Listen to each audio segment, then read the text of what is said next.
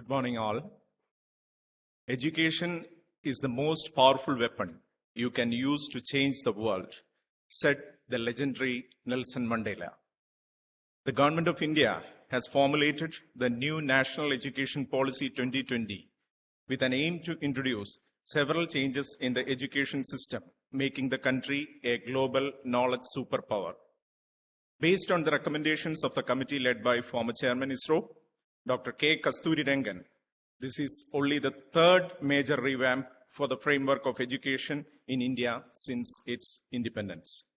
Welcome you all to the workshop on National Education Policy and its implementation in the Indian Institute of Space Science and Technology, IIST. Myself, Abhilash Narayan, a research scholar in the Department of Aerospace Engineering of IIST and works for Liquid Propulsion System Center in the adjacent campus. It's my privilege and pleasure to guide you through the programs of this session. Let's begin today's program with an invocation by Mrs. Abhirami, a research scholar in the Department of Aerospace Engineering.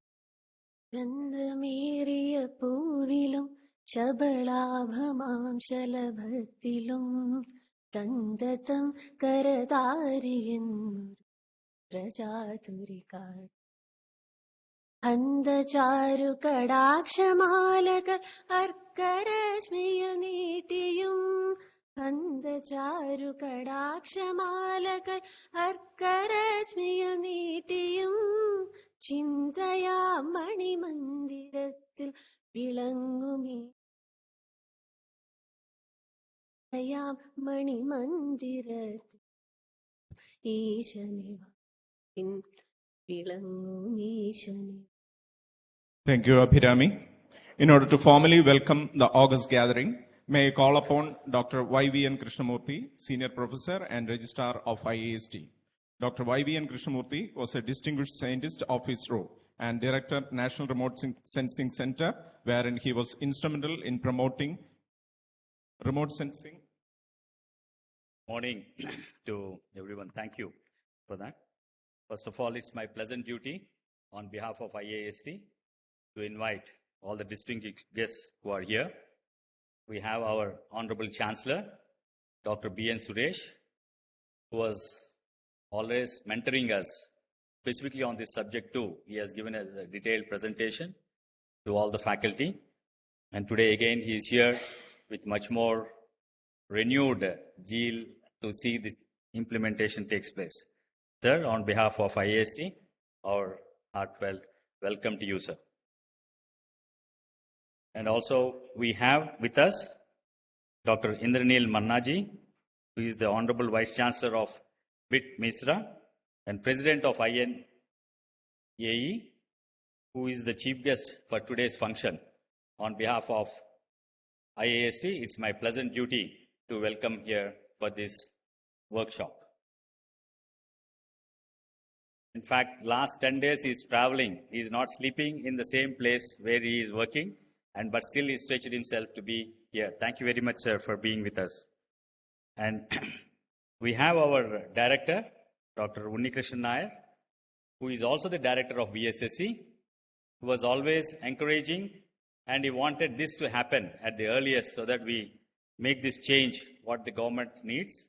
We formally welcome you too, sir, as part of this workshop. Thank you. We also have a very important guest, Professor Samir. He is the Dean of Academics from NIT Calicut, who has already made inroads in implementation of NEP in their campus. So he is also come here to share his experiences with each one of us. I also invite you, sir, and welcome you for this function. Thank you for being with us.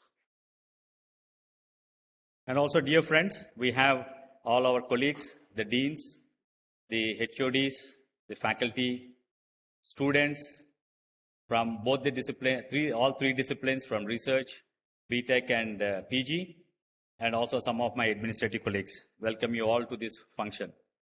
Only 2 or 3 sentences I would like to mention. Change is inevitable in nature, but it's very tough to take when we are in a comfort zone. But since the government has mandated the NEP, we should now look forward, and being an institute of eminence, as far as space is concerned, which is very specific to the country, the industry, and also humanity at large.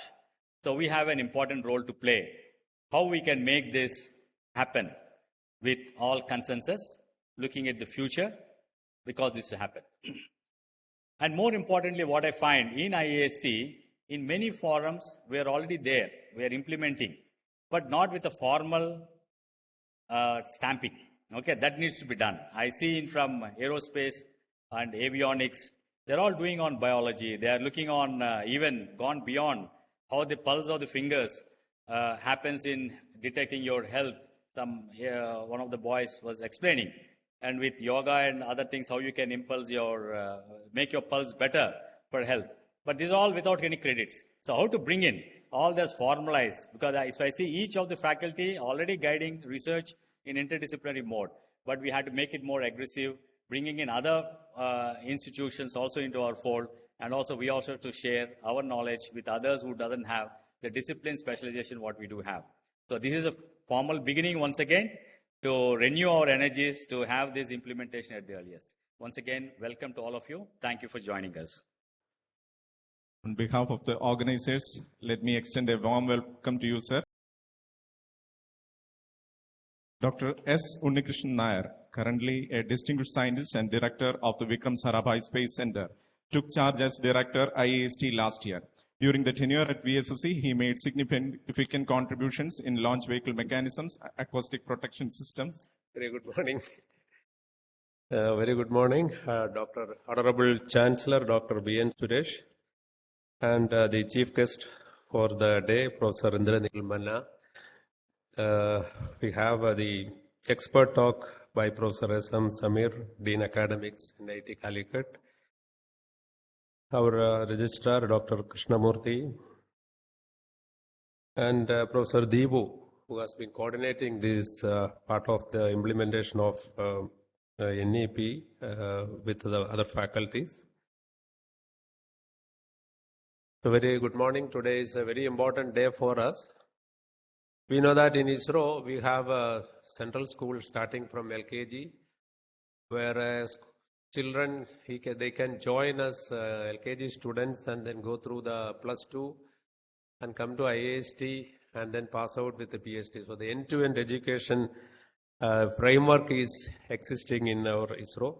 That is why for today's this NAP, I have asked the principal of our central school also to participate with faculty, so they can also take the essence from there and then start implementing right from the school onwards. In fact, if you look at IIST, we have the flyers of NEP. We have diverse departments like aerospace is there, engineering departments is there, there is a humanities department is there. We are also, as our registrar was mentioning, we have been trying different styles of what you call as non-academic way of educating. Like we had many yoga programs. We arranged many other programs, like in fact even we are exploring on how a dancer can come and contribute to the research. So now if we can make it formalized and then it becomes more official, and then we get students get credit and it becomes more and more invaluable. So that is we know that the new education policy is giving a lot of takeaway for students. In fact, we are all going to miss it. The new generation students will be very happy because they will be under the parents' pressure or peer pressure to choose some branch or something, and once they fall into that trap, then they don't have any escape. But the new policy says they can go, they can study whatever they wish. It can be art, or it can be Kathakali or Kalaripayattu or yoga, along with their main core subject. Thereby they can enrich the entire domain of their knowledge base. So that way, it is definitely going to make more and more graduates or whatever it with greater potential that will definitely make the country more and more richer. Now, there are many aspects to the NEP which anyway we will be debating, like how to make use of the digital university and get online education. how the institutes of eminence in other countries, they can come and start operations in this country. So we get, instead of going out, they can come to us, and then how we can get the benefit of that. And the most important thing is the flexible education, especially the MES or multiple entry exit system, where at some point of time, if we feel that I want to have a mid-score correction in my learning itself, we can do it. So it's all going to be very interesting, but the most important point is how we are going to implement it. We need facilities, and in fact, there is a long time given for us to migrate to new AEP. But the most impediment, I feel, will be ourselves, maybe the faculties. Because we all are dictated by the rules of inertia. We know that what we do is correct, and what my department does is correct, and I don't have to interact with other departments. I think we need to make a basic change in our attitude, and then absorb the need for change, and then make the necessary change. Then only we can say with certainty that this new policy will be in place and it will be effective. So I wish this half-day workshop, we thought it is essential to call all the faculties and then have a platform, because I know some of you in our last meeting, before we start criticizing, the best thing is to read the NAP. So that is why I was suggesting all faculty to read it, understand, and then come prepared, so that you can ask very pertinent questions and get answers. I hope this workshop will definitely address your worries and your concerns, and then finally you will have in the panel discussion, we will definitely come out with a plan of action, so that immediately we can start implementing, and then eventually migrate into the new education policy as envisaged in the NEP 2020. So I wish all the very best and a very active discussion. And I once again, my sincere gratitude to all the three experts, especially Professor Nilmana, who has traveled a lot. He is not an unknown figure in this campus here. And our Honorable Chancellor, plus the speaker, Professor Samir, for spending half day in our campus. So let us all get benefited from today's debate. Thank you, and I wish you a very pleasant and very fruitful stay or a discussion or a half-day workshop in this campus. Thank you, sir. We are fortunate to have a luminary in the fields of both space research and educational sector to inaugurate the workshop on national education policy and its implementation, decorated by the nation with its third and fourth highest civilian awards, Padma Bhushan and the Padma Shri. Dr. B.N. Suresh, a distinguished aerospace scientist, and is currently the Honorable Chancellor of IIST and its founder director. With utmost respect, let me invite Dr. Suresh to inaugurate the function.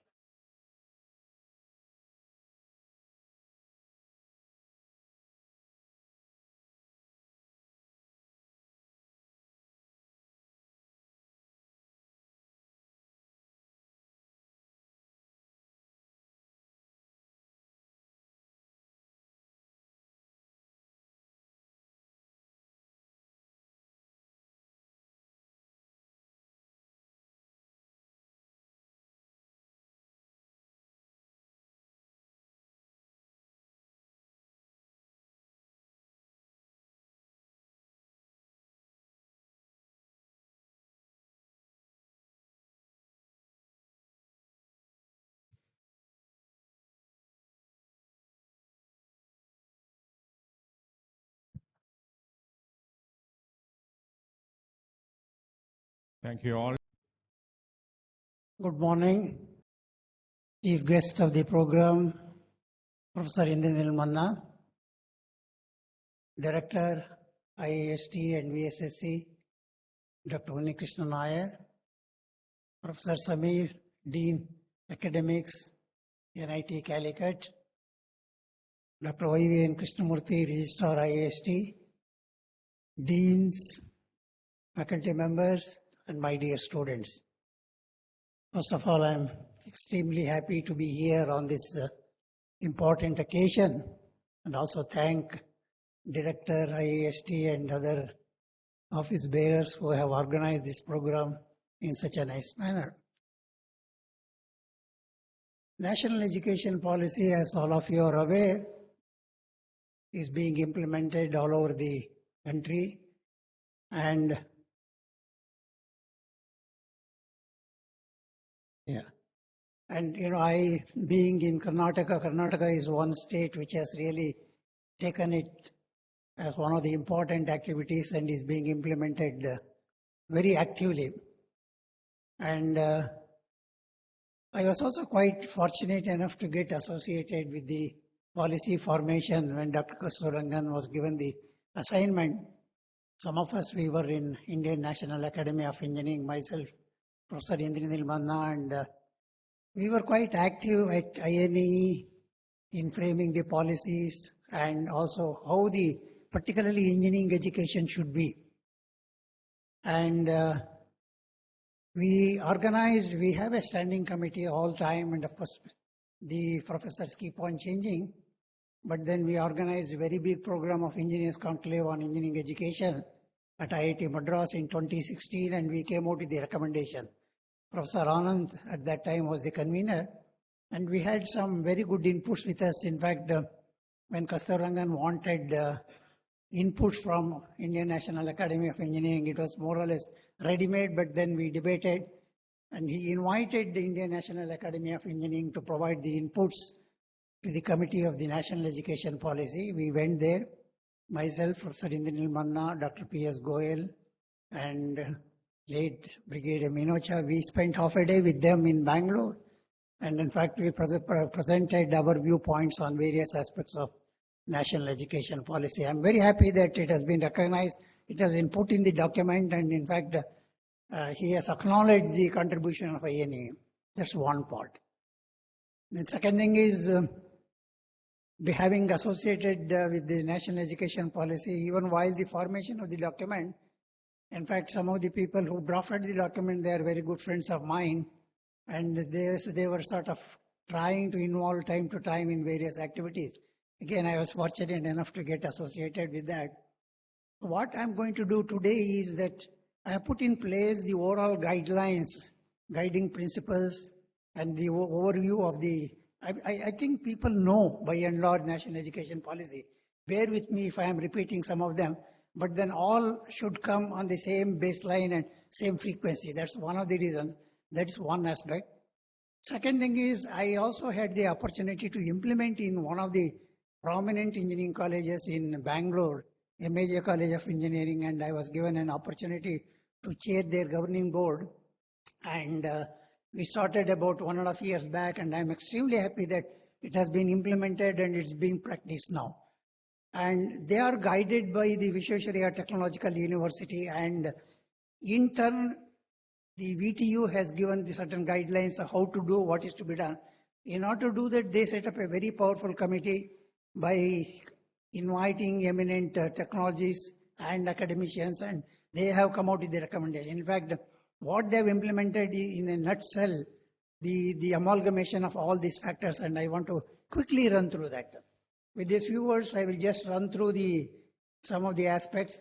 Of course, this is known how the education policy, I think already it's mentioned, but what is more important is in the last so many years, 75 years, I think the second major revision after 34 years, that was when Dr. Kasturangan was asked to really look at the national education policy. And of course, he has taken 2 to 3 years, a very, very elaborate debate and discussions on various aspects. And once it is framed, when it was submitted to the government in turn has again gone through a very detailed debate and discussions at national level, states, academicians, industries, and many more. So this is one of the very important factors. Then what is the focus? I think people know by and large, but then I would like to, as I mentioned, would like to give you a highlight of what really has gone into that. Idea is that, as the report says, by 2040, so there should be equitable access to the higher quality education, regardless of social background. It is equitable to all people actually. Then, of course, it tries to revise and revamp all aspects of education structure. Not only structure, it's regulation and governance. In fact, all of us feel the way in which it is regulated, way it is governed. There is a host of things that are happening actually. And idea is that the aspiration goals of 21st century has to be met with. I think it has gone very, very tremendous debate and discussions and that has happened. And ultimately what is important is how do we really bring the creative potential of each of the students. That is important. Today what we do, we sort of give the rote learning, classroom teaching, keep everything ready for the exam period, write the exam, come out, then of course nothing else happens. Some of the students are smiling really. And that's why I particularly asked, get some students and we want to get the feedback from them. What do they feel about it? That is important. Then of course the education must develop not just cognitive capacities, what is written there, but also think we need to look at the social, ethical and emotional capabilities and disposition. That is important actually. We need to do that. What is new and novel? Once it was revised some time back and then now we are revising. But then these people have given tremendous amount of inputs. This is not just, I want to mention in this committee, not just our own people. I think there were some experts from US also. They participated in very active manner. And I think the first and foremost is the emphasis on holistic and multidisciplinary education. What it means, I'll come to that little later. I think it's truly multidisciplinary, not just only amongst engineering subjects, but something else, so that there is a wholesome development of the student in the institute. So the idea is that the education, what you give, is not just for writing their exams and coming out successfully. I think it is something like you're training them to bless them so that entire work period, their career, they learn. That is the focus on which it is being done actually. So having said that, they also say that there has to be a focus on lifelong learning. This is something very important. Otherwise we keep telling that people think that just after their graduation, their education is complete. No, it's only begins. Rest of the things will happen later actually, as all of us have experienced. So obviously you will have to have very many avenues which are required for that, like your ODL or vocational education, all these things. But in order to do that, one important thing which has come in the recommendation is that you must have the total autonomy for the high quality, higher engineering education. That's where I think, they have recommended strongly all institutions, you must come out of the clutches of under control by someone else. I think you should become independent. To that extent, I'm happy to say that IIST is quite lucky that we have our own autonomy and trying to look forward to get more autonomy. I think it's possible actually. Then of course also said that all of us are aware to remove all these multiple regulatory bodies. I think single regulatory body, just morning Professor Kurila was telling something is in the release in the order, and then today they are all being brought under one umbrella, and then it is yet to form, although the NEP has been accepted. Then of course the multiple research areas, research foundation from whom we can tap the funds. Today there is a clear thought process that it should be single national research foundation. And I was just told sometime back, maybe Professor Manna may know, I was told from MHRD it has been brought under DST and it's under formation. It's going to happen very soon, maybe in a matter of another 2 to 3 weeks, likely to happen actually. And this is the one, creation of National Education Technology Forum. That is the one which sort of provides evidence-based assessment for technological interventions and also try to promote research and entrepreneurship. Of course, governance is something very important. You must have really qualified independent board member, having very good academic and industry background, so they really do that. What are the guiding principles that one should do? As already mentioned, I think the student is the focus. Every student, you have to understand his or her interest, and then how do we really foster it? That is important. Then, of course, we should have tremendous flexibility. One more I would like to mention is whatever I am giving here, I formulated it, taking their own document, and I was quite fortunate enough again to go and sit with Dr. Surangan and asked him, sir, are there any issues which are missing here? I want your authentication. So whatever is given here has been certified by none other than Dr. Surangan, who is the architect of the National Education Policy, and he has gone line by line and then he has corrected. I am presenting you the corrected version so that I'm sure that this definitely will take care of the requirement that has to be done actually. So what we need to do is how do we really choose the learning trajectories and then try to fit in our teaching process. In a way, I wish that I were to be one of the teachers and one of the faculty members so that we can come out with our own innovative methods of really coming out so that the students learn. I think this is where I would like to mention this. Then, of course, when we talk about multidisciplinary, it is not just only the science, social science, arts, humanities, a whole host of things. But how do we really blend them? I think that is something we have to have a very clear. And I think it's known to everybody. I don't need to emphasize on the last but one line, that is, conceptual understanding should get the focus, not the way we have been doing here. And of course, all that while we do, I think as a human being, we must have the ethics and human constitutional values. This is what is required actually. Then what are the specific attention for that? When you really promote the skills, we must give importance to the communication, cooperation, teamwork. This is important. At least I am happy that in IIST, we are under the umbrella of ISRO. We gave a lot of emphasis even when we started the institute to bring the teamwork, work in a unison, even work on satellite, work on rocket. I think that has been blended, but it's not happening in many other institutions. So you need to really give that emphasis. And second thing is, there are brilliant students, but then their communication skills are very important. In fact, I remember when I was here that we must find a way out to how to really improve the communication skills. That is important. Then, of course, the emphasis on formative assessment. I think this is something easier said than done. So you have to really see how you can do that. And in order to do that, it is also important to have the extensive use of technology, both in teaching, learning, removing the language barriers, all that has to be done. But while we say technology, it has to be used extensively, many times there will be a conflict, what happens to the teacher and faculty member. But this line they have underlined, teachers and faculty as the heart of learning process. Without that, nothing is going to happen. Now, one should not get threatened that they become some kind of secondary to the technologies that are available at this. And of course, another important area is how do we really stress on innovation and out-of-the-box ideas. I think this is something you must come out, and this again depends on the innovation of the teachers rather than the innovation of the students really. How do we trigger them? How do we really make them think out of the box so that they can come out with the ideas every now and then we have to promote? Mind you, this is what we argued and we emphasized even when we started the institute, even at undergraduate levels. The students are very innovative. They can come out with the research program. Encourage them. I think it was done and there were some results available. We need to continue to do that actually. Then of course, ecosystem we have to create, which sort of brings outstanding research in the institute. That is, this of course flexibility in the degree program, I don't need to dwell on this because it is known for the sake of completeness I have put. That is, if you are able to go 1 year, what will happen? You leave after 2 years, what will happen? 3 years, 4 years. It may not be 100% applicable to institution like this, but this is done at national level. This takes importance. So why they have done that is your courses you have to tune in such a way so that at any time they leave, they get, for example, the certificate, the diploma, then degree, so on and so forth, so that they still become useful to the society. So societal relevance becomes very important.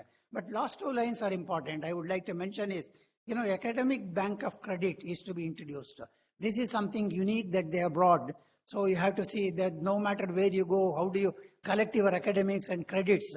I think that has to be seen, and once sort of it comes to the brim, then you become eligible to get your degree. That is important. And also, if it's possible they say that it is possible to have a 4-year program with a degree with research. It's possible if you are really find a person who is good at research, try to encourage them and come out with the ideas. But how do we really put all of them into a single basket? Still it is viable for evaluation and taking it forward. That is important. Then how do we really promote the creativity? That is something very unique way of doing that. So one is the autonomy helps us to really innovate on matters of curriculum, pedagogy, assessment, but this requires a tremendous amount of debate, and there has to be consensus amongst all participating faculty members and come out with a scheme which is acceptable, which can be implemented. Then of course, all assessment systems shall be decided by the institution. So that is where the uniqueness comes, but then it's again, easy to say, but to implement it, you have to have your own program acceptable, which stands the scrutiny of legal system. That's also extremely important. Then, of course, all of you are aware of the choice-based credit system that has to be revised to instill the innovation and flexibility. Then, of course, get out of this high stakes examination and how do we really evaluate on a comprehensive so that they continuously learn. That is something we have to worry. One more important thing is it's possible for you to have as many clubs as you think. It could be robotic club, it could be UAV club, it could be astronomy club. Not just being club, how do you really fold in into credit system so that they learn? It's a win-win situation for students and faculty members. I will give you some example how it is being done. Of course, the ODL comes in a big way to cater to the needs. Then implementation aspects. One thing that I learned from Dr. Kasturangan is he made it very, very clear that any institution should have some kind of foresight. To start with, all IITs also, they started as a learning process, teaching intensive. But today, if you look, all IITs, they have become research intensive. The number of students who do post-graduation and doctoral and research, they outnumber the graduate students really. That is how they change. So it is important for you to debate and discuss and decide whether you are a teaching intensive research institution or only teaching incentive or only research incentive or research intensive teaching institution. I think this is the first and foremost thing that you need to debate and have some kind of thought process. Again, that could differ from department to department. Doesn't mean that it should be same across the same umbrella. That is not important. Then, of course, the holistic and multidisciplinary, when we talk, you have to really see which are the areas that I need to consider and bring synergy between various disciplines. That is extremely important. Then, of course, the most difficult process is how do you define the curriculum? I'm sure that the experienced people who have implemented, they will tell the problems that they face. It's like trying to put so many frags into a basket and then see that they still stay there. It's not easy. It's a tough job. But then how do we really bring the credits? Then, of course, clustering the institution. There is no need for you to sort of recruit people who are good in legal, who are good in management, who are good in something else. I think they have very strongly recommended you create a clusters so that you have an understanding. They come and teach here, you go and teach there. That is what is required. And humanities takes a very, very big role. Don't ever think what humanities will do engineering education. Engineering cannot really survive without social sciences. Sciences, social sciences, they have to go hand in hand. Today, the countries are facing problem because we are not addressing the social science aspect. That is something important. Of course, teachers training program, that is something one has to see how to enhance the skill. This has to be a continuous process. There has to be a plan of action and way in which we are going to do that. That has to be done. Then, of course, internationalization. How do we really, this is another important aspect. The national education policy gives stress. So you have to have more number of collaboration with international institutions, try to get international students here, send our students to international. So in order to do that, you need to create a dedicated office in the institute so that international is given proper attention, not just being within ourselves. In my opinion, if we have to do all that, there has to be a strong, dedicated team who look at the entire implementation aspect on a continuous basis, and this has to happen. This is just to, I have taken it from, I mentioned you from Vishweshwara Technological University. They have really put a committee of 12 members. They have deliberated for more than 1 year, and they have come out with a solution. May be right, may not be right, maybe requires changes, but then this gives an indication of, they divided into humanities, social science, management, basic sciences, engineering sciences, professional core, professional elective, open elective, mini, major, seminar and internship, mandatory courses. One thing is go to the number 7 here. You look at the credits which were there earlier and credits that they have brought now. 15 to 32 it has jumped. That gives tremendous amount of flexibility for you to involve them in many aspects. You may be interested in doing some particular activity, practical work. Try to bring and then sort of encourage that and then try to bring into credit. But if you have to do that, you also have to see some of the other courses you will have to withdraw. This is where the conflict arises. How do we really do without hurting? One thing I want to tell you, it's only misnomer for us to say, we should teach that, they should learn that. I think learning process is lifelong. That is the, I think, word you cannot forget. We all worked in one area and today we are working in totally different area. Absolutely no relevance. You may ask how. You learned it over a period. So you sort of enhance the ability to learn things. I think then you have done a job. It's like they say, learn to how to catch a fish. That gives you the lifelong service. That is how one has to treat it actually. This is something important one can debate. But what are the interesting things come here is, as I mentioned, give more focus to the projects, focus to seminars, internships that you have to do.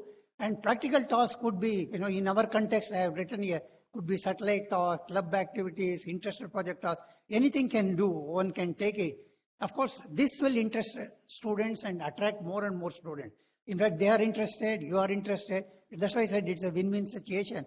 And of course, the under basic science, engineering sciences, you have to adjust properly to balance the overall credit. That is important. And one more aspect I learned over a period is, it is not the same mathematics you teach all across the board. I think you have to bring the relevance of the mechanical engineer, what they should learn, the electronic engineer, what they should learn. Then I think they also tell them why it's needed. Why should they learn this Maxwell equation? Why should they learn Bernoulli's equation? I think if you tell them and then make them understand, they learn better than what others would do actually. Similarly, there has to be a nice blend of science and engineering. Science has to be taught not just as science, but then applicable to the engineering. I think we being engineering institution, this is something we have to do. And one more aspect I would like to mention is problems as much as possible, wherever you can bring the society relevance. That's why society relevance problems are important. There are many problems which are society centric, but then you can come out with the engineering solutions. So if we do that, that is very important. For example, this is what they have done. I just drawn one quick example. How do you do that? For example, you take one club activity of robotics club, for example, you take, then treat it as a ability enhancement course. This is how they have defined. And again, assign credit system. How they have done is, I think you all know that, I don't need to mention on that. You define a number of hours and credit, contact per leap as you do. You have a course code. Then of course, you also have the evaluation system as you do for any other subject, as continuous internal evaluation, semester evaluation. Semester evaluation could be a report and evaluation. If you are able to do, then you can give a credit, but this has to be regularized. So then also you define what is the course outcome and what are the possible references one can go. You do as much as you do for any other subject.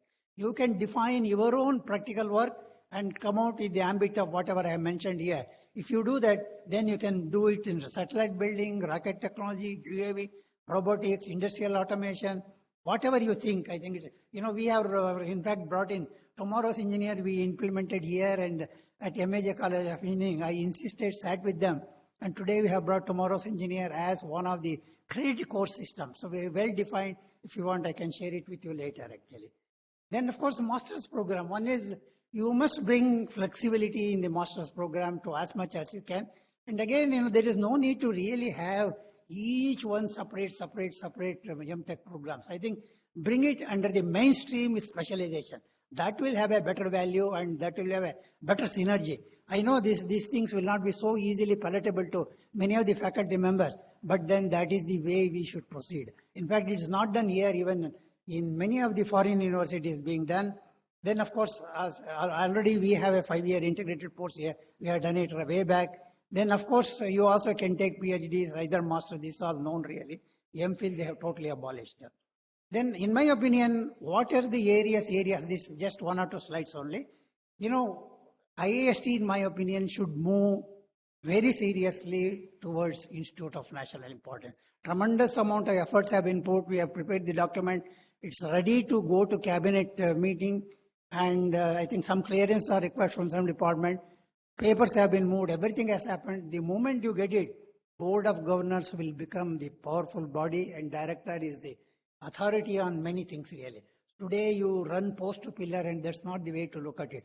So that should be the primary importance. Then of course, you have to have a powerful team to bring how do we really look at holistic and multidisciplinary education in each of the branches. You should look at it. Then of course, the curriculum redesign, a very, very tough task, and then you have to have a very strong curriculum committee, go through the board of studies, the overall board of studies. There is some kind of uniformity across the institute. All these things you need to look at it. Then of course, you have to also have shaking hands with several institutions, which all you know. I don't need to do that. Then of course, already I am told there is a mechanism here in IIST, but then we need to bring more and more encouragement to innovation, startup and entrepreneurship. So that also can be brought under your credit system and then encourage, and there has to be a technology park coming at some point of time. We must dream for that.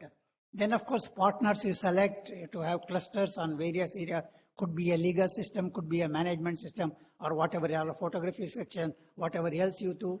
Then of course continuous assessment, you see how to do it. Internationalization, please don't forget on internationalization. It is something that we need to worry all along. Then of course, as I mentioned already, societal problems, at least couple of societal problems in bring you when you deal with the subject. For every societal problem, there is an engineering solution. I think we must encourage, give that as one of the credit-based system, you do that. And it's not easy because societal problems lie at the intersection of discipline. It also helps you to do the societal problem as well as the interdisciplinary. That way you can do. Then of course, departments and disciplines come out of the silos. I think calling myself, I'm aerospace department, I'm mechanical department. They have to be there for the purpose of administration. That doesn't mean that you cannot have the intermingling with them and finding solutions, working together. That's where the teamwork comes in a big way actually. Of course, the subject selection in science and technology, as I already mentioned, you have to prepare to pull out one or two subjects. I think you have to make a judicious judgment. Then implementation of credit transfer from various sources, you have to have a scheme on that. Another important thing what they have mentioned is you can introduce major and minor. Particularly, if not for all, at least bright students. There are people who are willing to do that. You make it attractive. Whether it is the 1 credit system, 2 credit system, an additional certificate can be given. I think that flourishes. That also helps faculty members to really come out with their own innovative ways of doing things. So these are the things that was. Internationalization is something very important. And, we have a lot of other advantages. Already quite a few things are there.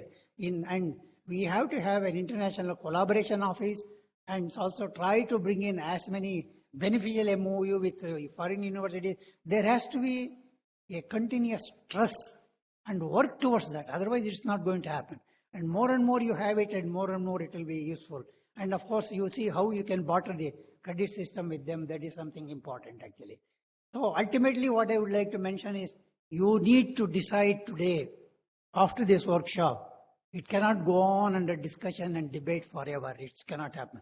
You need to decide when is the implementation date. Once you say the implementation date, you need to worry about details on the first year only. You don't need to worry about second year, third year, fourth year. You have to have some broad umbrella of that to start with, but then give the flesh and blood to the first year. It is all doable actually. You can think when to do it. Then of course you have to have a high power committee to oversee the activities on a continuous basis within the institution. And of course several actions which have been suggested under this all have to be done on a smooth and continuous manner and monitor it. Then of course try to bring more and more practical aspects. I think in STEM area that is important. There is no point in go on teaching only theoretical subjects and learn and then forget after some time. That is not going to help actually. We need to do that. Then of course consider seriously introducing minor and major topics. Because in a classroom, one thing is you have highly brilliant students and not so brilliant, and then yet to pick up. It's not easy for you to balance all this and then take them along. It's also important. But give an opportunity for the highly brilliant students to come out with it. I think that will attract students to the institute in a longer run. And as I mentioned, internationalization has to be carefully thought of. So I think with this I stop. I thought I'm able to give you an overview of what all one has to do and then think it. We are on the same platform, but there are hundreds of actions, hundreds of ideas, but then how to implement that requires tremendous of effort and other things. But for everything, first fix when you want to do it.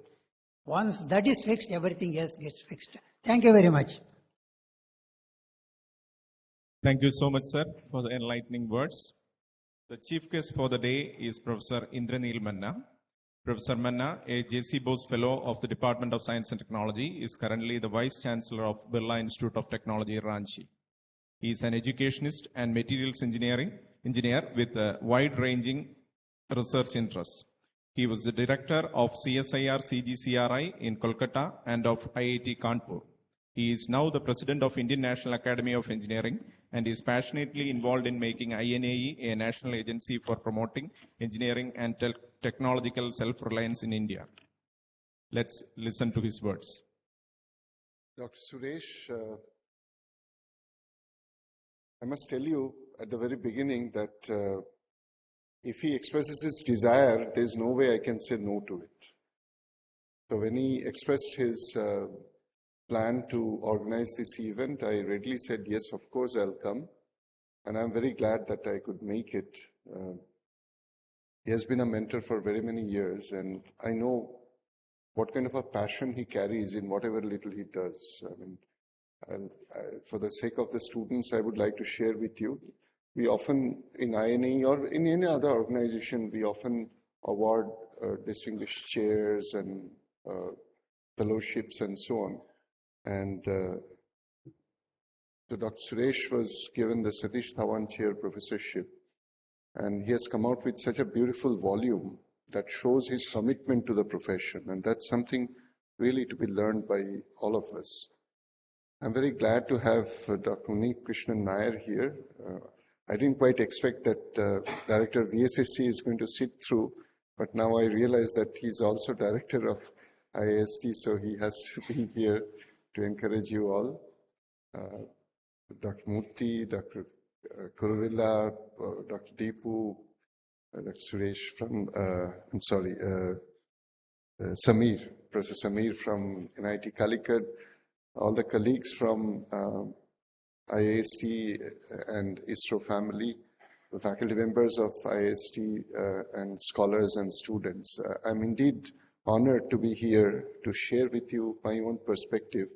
But actually, Dr. Suresh has done already a very, I would say an extensive overview, but very succinct. So he touched exactly, you'll see many of these being repeated in my own slides. But I would like to share with you my perspectives, apart from, of course, introducing what this is and what is the background of this NEP, certain salient features, the implementation plan that or steps that we should follow. There are challenges. It's not always very easy, and there are issues to be resolved. I'll also touch upon how we are dealing with in Birla Institute of Technology, Mesra, Ranchi. And at the end, I would also like to touch upon certain national perspectives as to why we need such intervention. We are one of the oldest civilizations in the world. All of us know, the whole world knows about it. And possibly the initiative to learn the relationship or to discover the relationship between humankind and nature started about 5,000 years ago. So one may argue that this is probably under the tree, the guru, the one who is enlightened would interact with the disciples, the so-called Gurukul system. And but we don't have to really worry about whether it was during exactly 5,000 period at the end of Neolithic or Mesolithic period and so on. But what is already chronicled is that the whole world today acknowledges that the word Anu Paramanu and the concept behind the planetary motion of atomic structure was conceived, and through, of course, Sanskrit shlokas. But the philosophy was conceived by Kanad before Christ, 600 BC. And today we talk about everywhere the concepts of, computers are everywhere, and the very basis of mathematics and subsequently the computer system is the decimal system. And that decimal system, unlike the Greek system of going only by numbers, so one would have only the unique numbers for every single number in the number table, whether in the positive or the negative direction. Of course, there was no concept at that period of time about the zero. So the concept of zero being repeated in the decimal system was coined by several of the rishis. One of them, of course, was Aryabhatta, who also spoke about the expansion and realities beyond in the space. That was in about 400, 500 AD. So this is how the education started in India.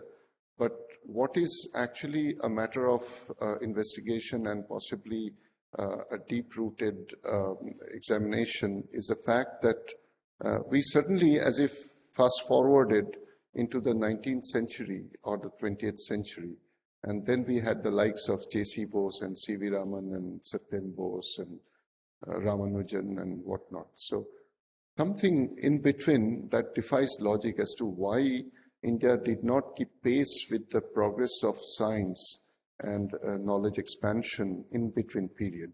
But that's for some other time to discuss about. I would also like to state one other very important thing that, in the words of Swami Vivekananda, he held the view that we are born with certain potential, certain possibilities. Education only hones that. So he said education is a manifestation of the perfection that already exists in the nucleus with which we are born. And basically the character is the manifestation of that. So we hone the skills and then that's how we contribute. But in my opinion, one of the finest way of looking at education is what Gurudev Tagore said, that education is what makes you in harmony with the surroundings.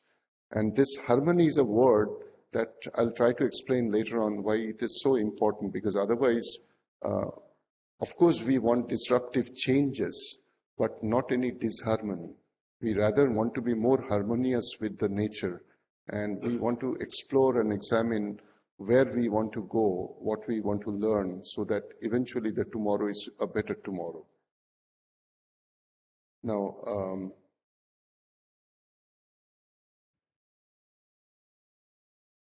so straight away into the national education policy, and Dr. Suresh very eloquently said all the main facets. So facts and figures. So this basically is the recommendation is only about 60, 70 pages, 65, 66 pages, and divided into 27 chapters. But there are certain things which are, and he also mentioned that this is not the first education policy in the country, 1968, 1986, and then 34 years later, 2020. So what it tries to do is certain things which are obviously very new in terms of approach. So a transformation that will make Indian society into an equitable and a vibrant knowledge-based society. So it's not like a top dictated. Essentially, you know what is a relationship and which way you want to proceed. So the proof of any such move will be the knowledge. And India wants to emerge as a global knowledge power. It used to be the whole world always borrowed, the Greek and the Roman civilization came much later, but one of the earliest civilization certainly was in this very subcontinent. So we have to rediscover and regain our pristine glory. We need to instill certain level of confidence and at the same time pride of being Indian, and based on facts, not based on sermons. We also wish to integrate with the whole world, and that's why we want to be a global citizen. So 4 major parts, the elementary education, how it has to be done in the elementary level, then higher education level, then what are the key areas to focus to take India to the next level in terms of scientific and technological self-reliance, and how do you implement the last part. The first difference is that even before the child goes to the school, somewhere I read that a man is born with certain potential, and beyond 7 years, whatever you want to teach, you better do until about 7, 8 years. And beyond that, it's the environment which teaches an individual more than so the child, the 5 senses that the child carries, each one of us carry, each of these 5 senses basically are your sensors to learn about the surroundings. And the child learns that one should not touch a hot surface because it's going to burn. So you don't need a textbook. You learn through your own experiences, and these interactions are very important. But beyond 7 or 8 years, it's actually not so much structured, but more through interactions with various forms you learn. In fact, education is, in my opinion, or so to say, the knowledge, in my opinion, is a coin which has two sides. One side is the dissemination part. That's what we see in the universities and colleges when a teacher teaches. So essentially explains, uncovers the subject. But if someone doesn't come up with an addition or supplementing the existing knowledge base, then it remains a static body and eventually turns out to be ineffective. So one also needs to supplement with new knowledge base or new understanding. So the other side of the coin is research. So the national education policy amply emphasizes on both these parts, the dissemination part and the research part, and that too through a very multidisciplinary approach. When Dr. Suresh was explaining, I was all the time thinking that sitting in IIST or in ISRO setup, where you routinely deal with engineering systems, nobody has to teach you about the utility of multidisciplinarity, because you know very well a satellite is not a satellite per se. It actually is a fruit of input from various disciplines of engineering and beyond science and engineering, even much more.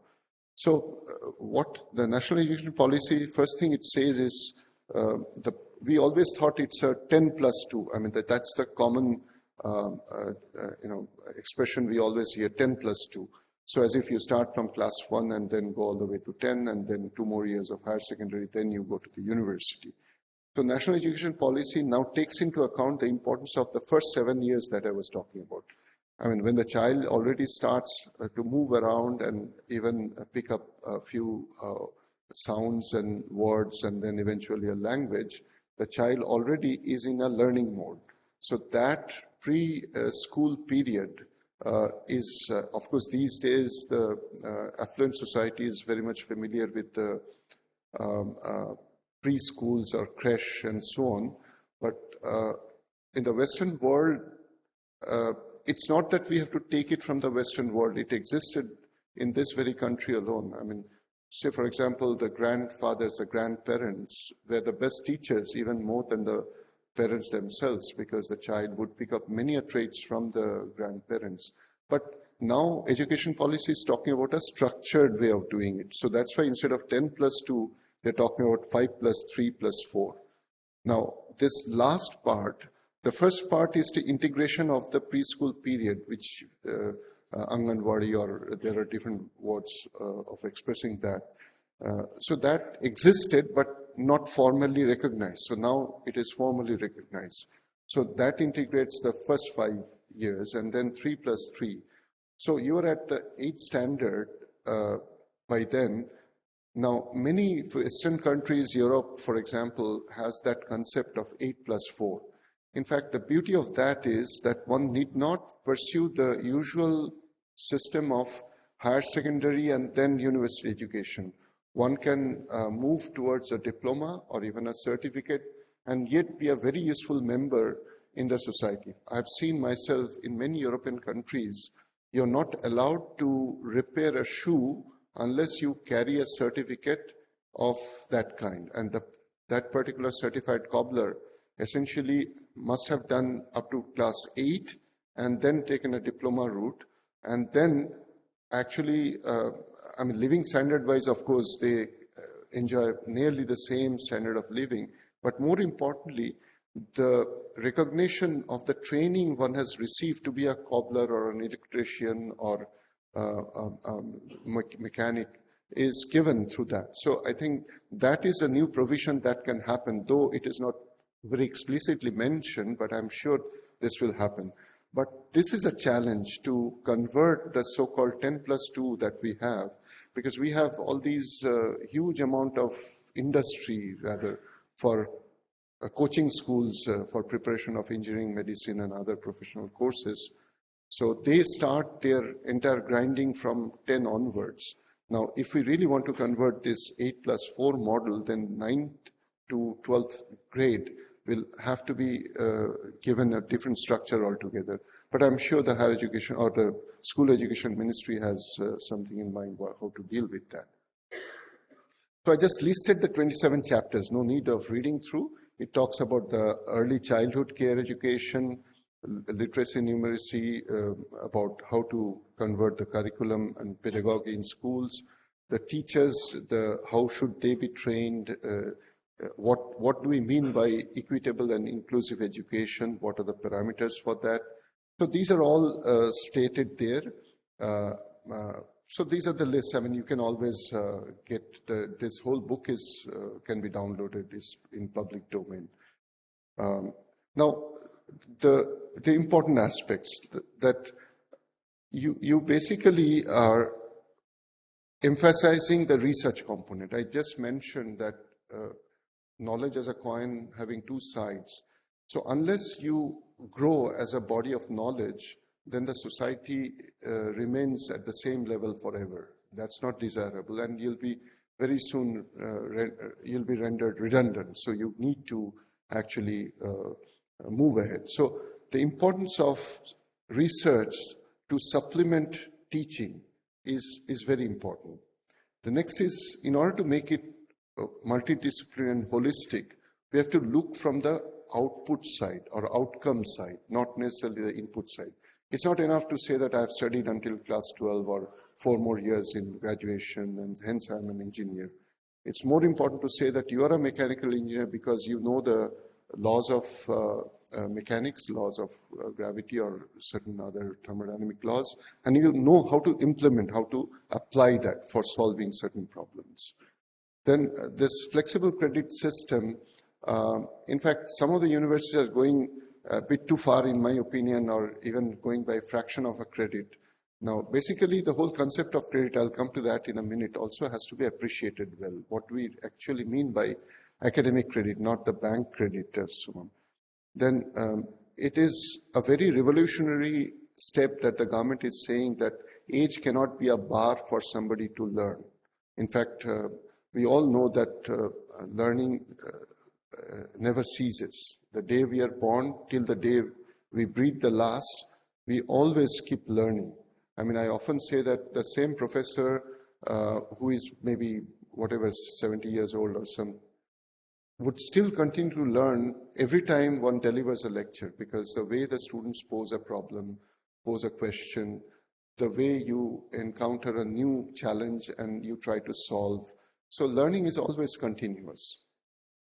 The question of multiple entry and exit is a very difficult to understand and not so easy to implement concept, because it's easy to, and this is where we have to understand what national education policy is saying, that you earn the credit, and with that credit you are allowed to make a switch from one discipline to another, one institute to another, one department to another.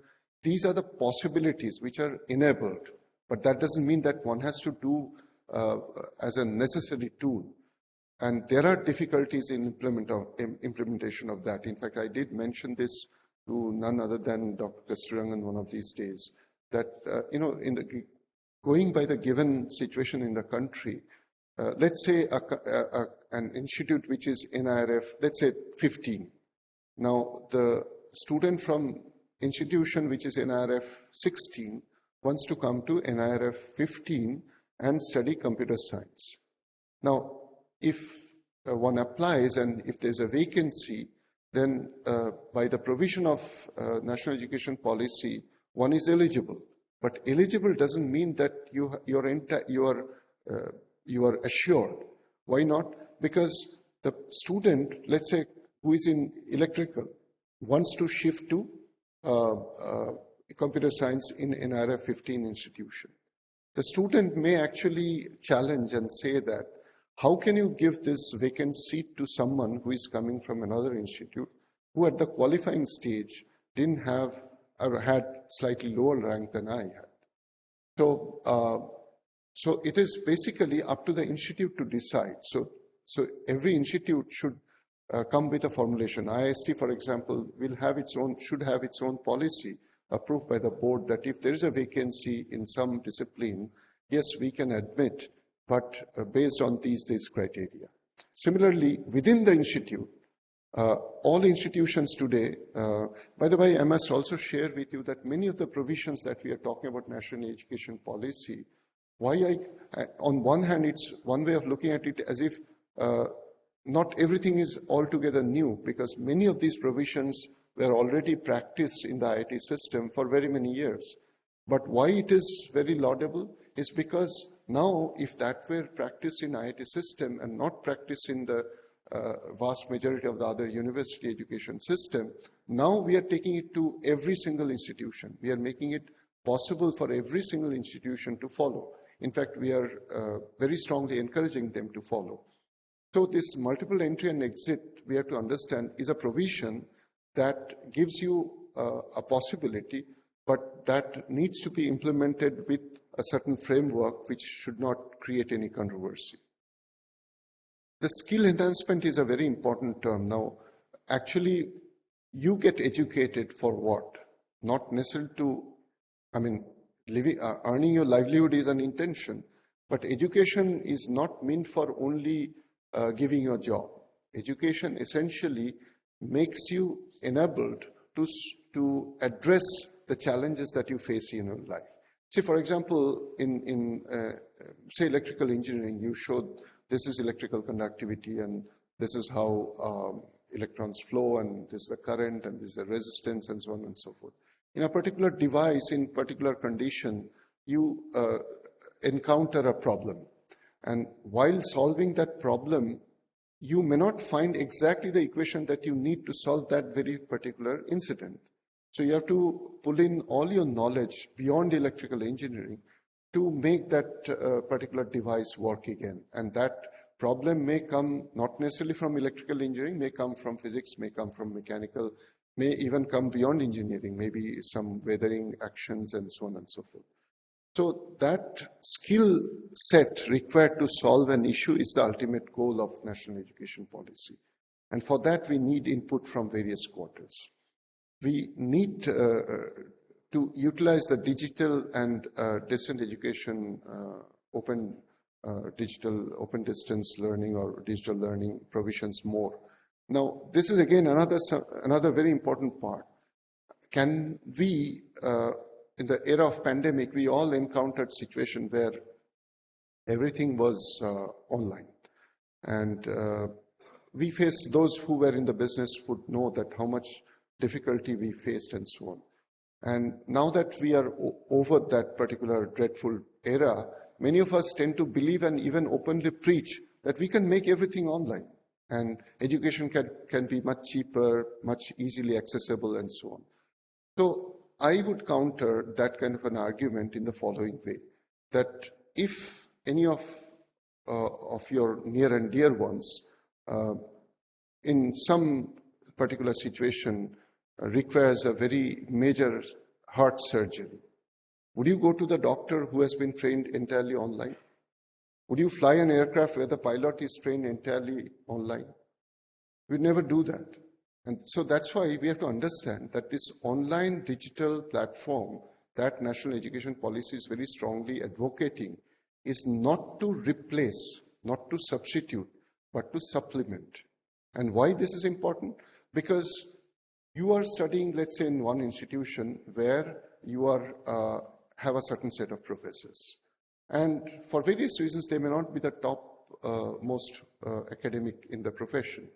But if it's possible for you to register a course in the top institutions, maybe in India, maybe in Europe, or Japan, or US, or wherever, if somebody is giving a lecture on space exploration from Caltech, and if a student can register that course, earn a credit, that should be given a credit, that should record in his or her resume, but it cannot be an entire degree earned through that way. Because then the other parts which are required, always we should remember that we learn through interaction. We don't necessarily, like when we eat, we immediately don't become very strong. We eat, we digest, we assimilate, and then the food values, be it carbohydrate or protein or fat, and everything goes to the right portions. And when we need, When we need to burn the energy, then we recall that, and then we derive the energy. So that's the system. So it takes time and it needs assimilation. So that assimilation is always facilitated when you have more interaction. If you read a book and if you memorize by rote, you would have certainly, gone up to a certain level. But when you try to implement in practical life, then just memorizing those chapters is not going to help you. You have to also, particularly I'm talking about professional courses like engineering, medicine, law, and so on. There you need this level of interaction. So this digital platform is a supplementary tool, is not the total replacement model. Dr. Suresh mentioned about National Research Foundation. I just heard the other day that it's almost ready, but the exact structure of its implementation is now being finalized.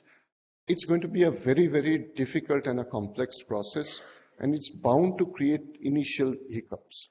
Because today, the research in the country is conducted by very many ministries, apart from Department of Science and Technology. We have, within Ministry of Science and Technology, we have DST, DBT, Earth Sciences, CSIR, 4 major verticals.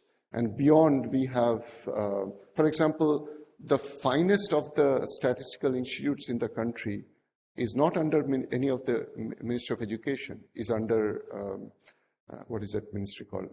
So Indian Statistical Institute belongs to another. So likewise, there are many subject disciplines which are directly dealt with various ministries.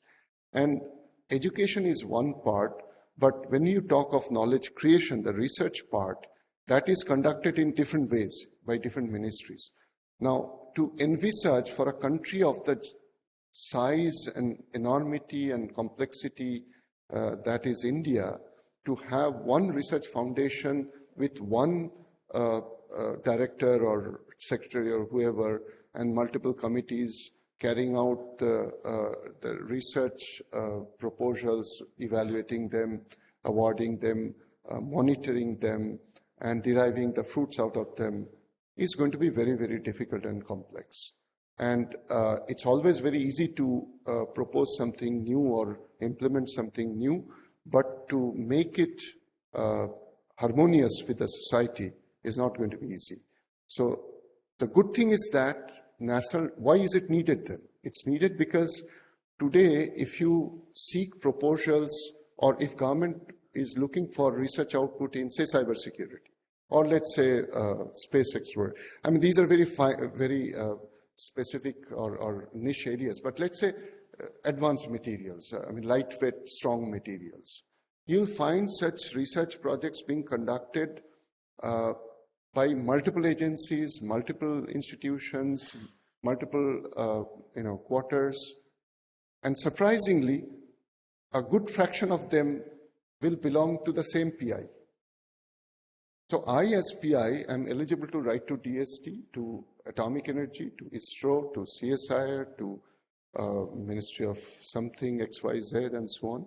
And why not? Because if I make an application and if I get funded, my students benefit and so on.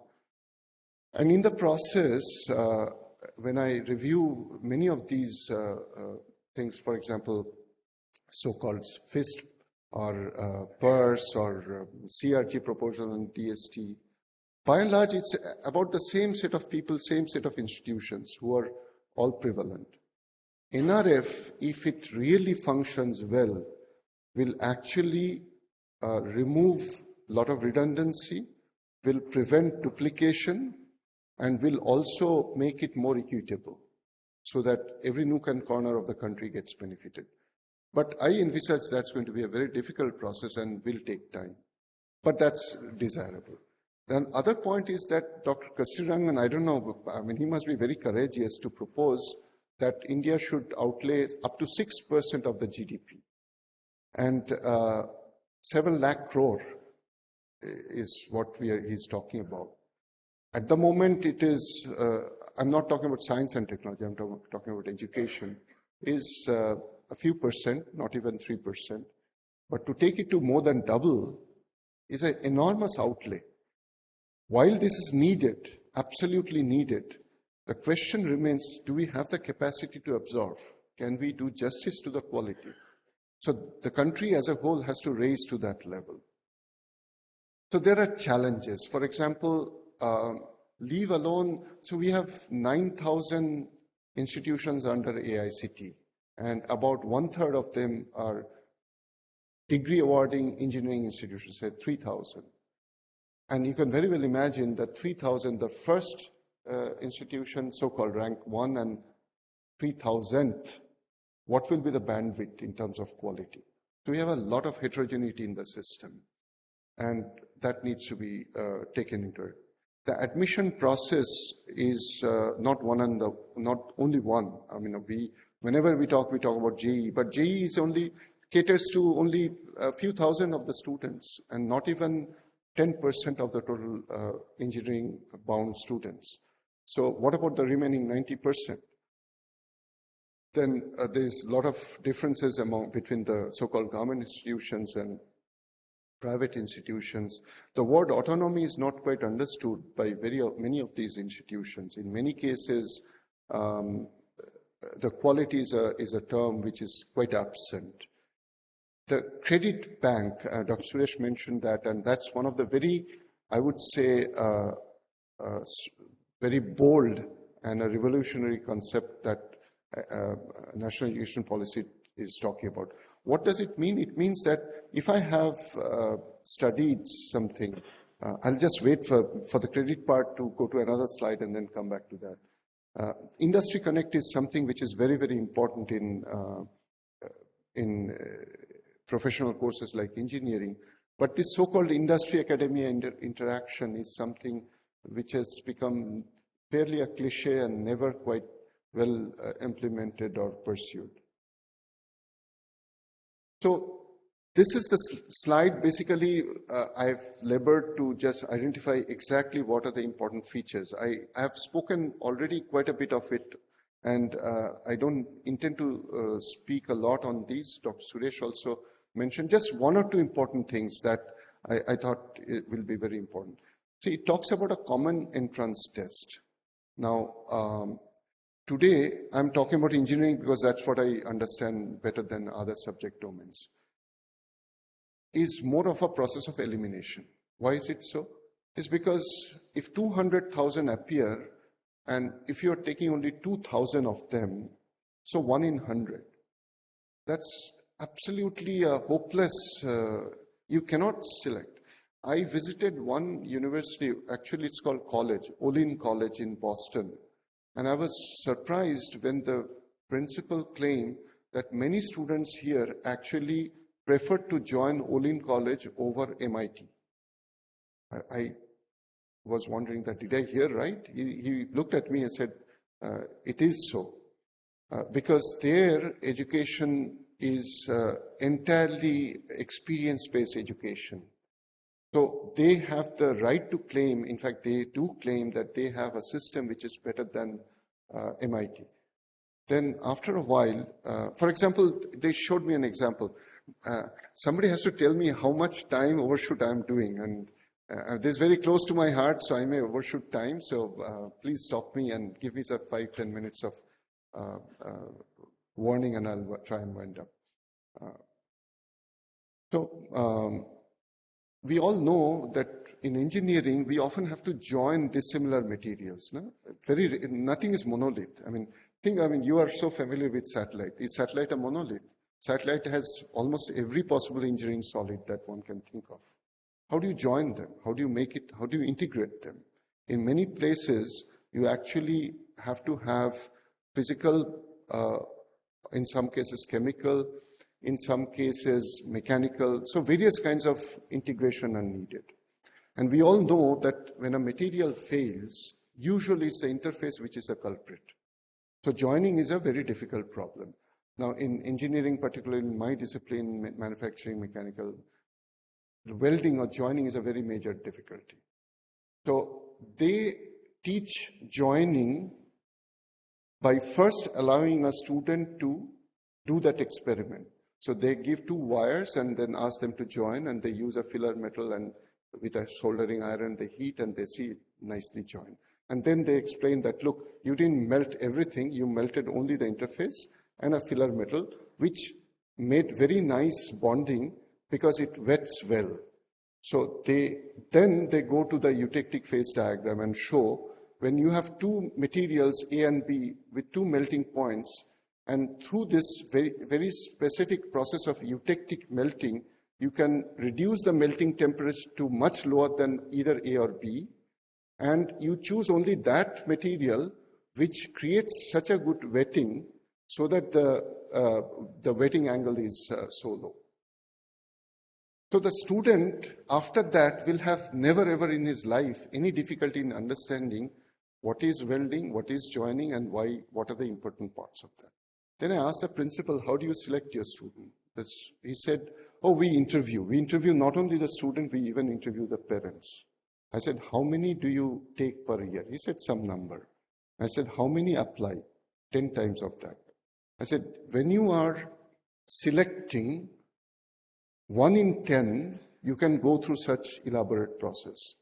When you are dealing with 200,000, 400,000 and selecting only 2,000 or 3,000, then there is no way, and who are coming from all over the country who cannot physically travel. So the point I'm trying to make is that when we talk about common entrance examination for the whole country, there are challenges. What are the challenges? For example, the students studying in Assam and the students studying in Gujarat are not following the same, not exactly the same medium of instruction, okay? Apart from the geographical distance, there are also heterogeneities in terms of the way the education is. The government is making every effort to make it more and more uniform. But we have to understand that education is through the certain constitutional provision, is in the concurrent list. So states also have their, and the government actually is saying that yes, education should be in vernacular. But then how do you integrate the system and the textbooks and the lectures and the experiments of the same standard and nature? So having a common entrance examination is a desirable goal, but possibly not very imminent in the near future. So one has to go through that. Instead of job creation, instead of job seeking, job creation mentality. I mean, it's absolutely desirable. And today, the huge number of startups and so on are already bringing that kind of a culture.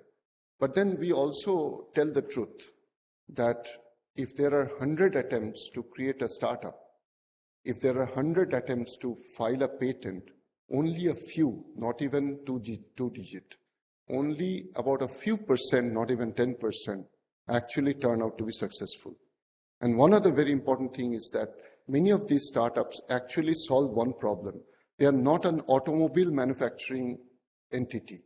They are an entity which will create one sensor or one spring or a one gear, or not even a gear, maybe a coating, or maybe one algorithm for a particular program. That has a short life. And beyond a certain period, a very new solution may emerge, which can be even slightly better, incrementally better. So immediately this patent or this startup or enterprise will face a challenge of extinction. So it is important that we create new solutions. It is important that we train up individuals to venture into such kind of creation of new enterprises and create new jobs for others. But it's also very important that we give the right picture and don't make everyone start believing that education is that it only creates an entrepreneur at the end of the day.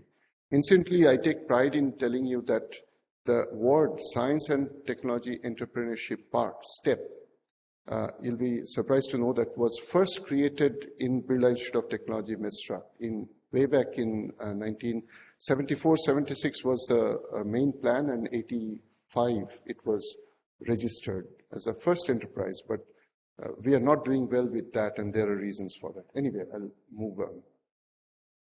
So these are the new things. If I really have to give credit to the national education policy, in my opinion, I would say that the importance of research the provisions for multiple entry and exit and flexible credit transfer, the removal of age as a barrier, that if you are 18 years or if you are 20 years, you cannot enter into university.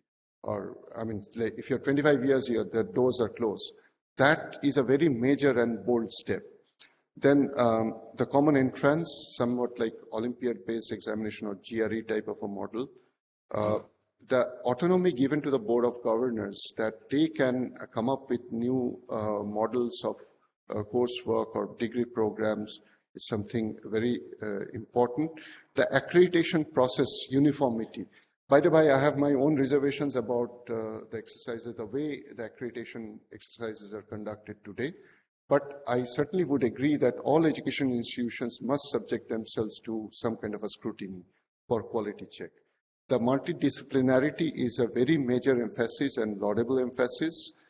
The various practices of curricular-based and vocational-based training. See, when I'm studying engineering or medicine, if I also parallelly start taking lessons in Carnatic music, and beyond a certain period, if I qualify, if I go through certain processes and qualify to be a Carnatic music teacher or an evaluator, why should someone stop me from doing that? But the difficulty is that we misinterpret that if I'm doing mechanical engineering in University A, can I not also do electrical engineering in University B? Now, even if the law allows you, I would say at parallelly, pursuing these two is not doing justice. For the simple reason, we have limited capacity and the day remains 24 hours no matter how much we try to stretch. Sequential, all right. I have come across individuals, in fact, he's a fellow of our INAE, one who studied electrical engineering, who first studied MBBS, was a doctor, and then studied electrical engineering. So he carries both MBBS and BTech, eventually even PhD. These are very rare individuals. And if national education policy makes it fairly accessible, I would say that's a revolutionary step. But we always should tell what actually entails, what risk and what difficulties are there. The teacher who earns a PhD degree today and after 30 years, if the same individual continues and claims that I am equally competent, we should doubt that. That's because, a trainer, a cricket coach, do you think will remain relevant after 30 years?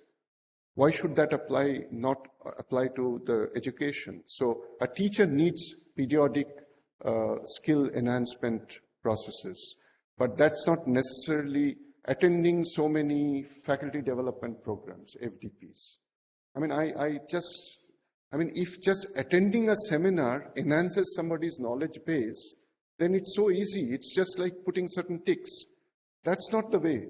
You have to prove yourself that you're alive and you're constantly learning by way of not just attending seminars, but your publications, your workshops you conducted, the students that you're guiding, the new research projects that you're bringing in, new enterprises that you have created, and so on and so forth. Attending is important. We all need to attend meetings, but these are only prescriptions, but not necessarily evidences. So we have to be very clear about that. Internationalization, Dr. Suresh was emphasizing, absolutely essential.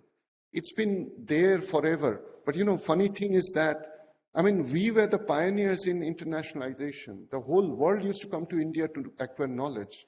By foot, by boat, there was no aeroplane, of course.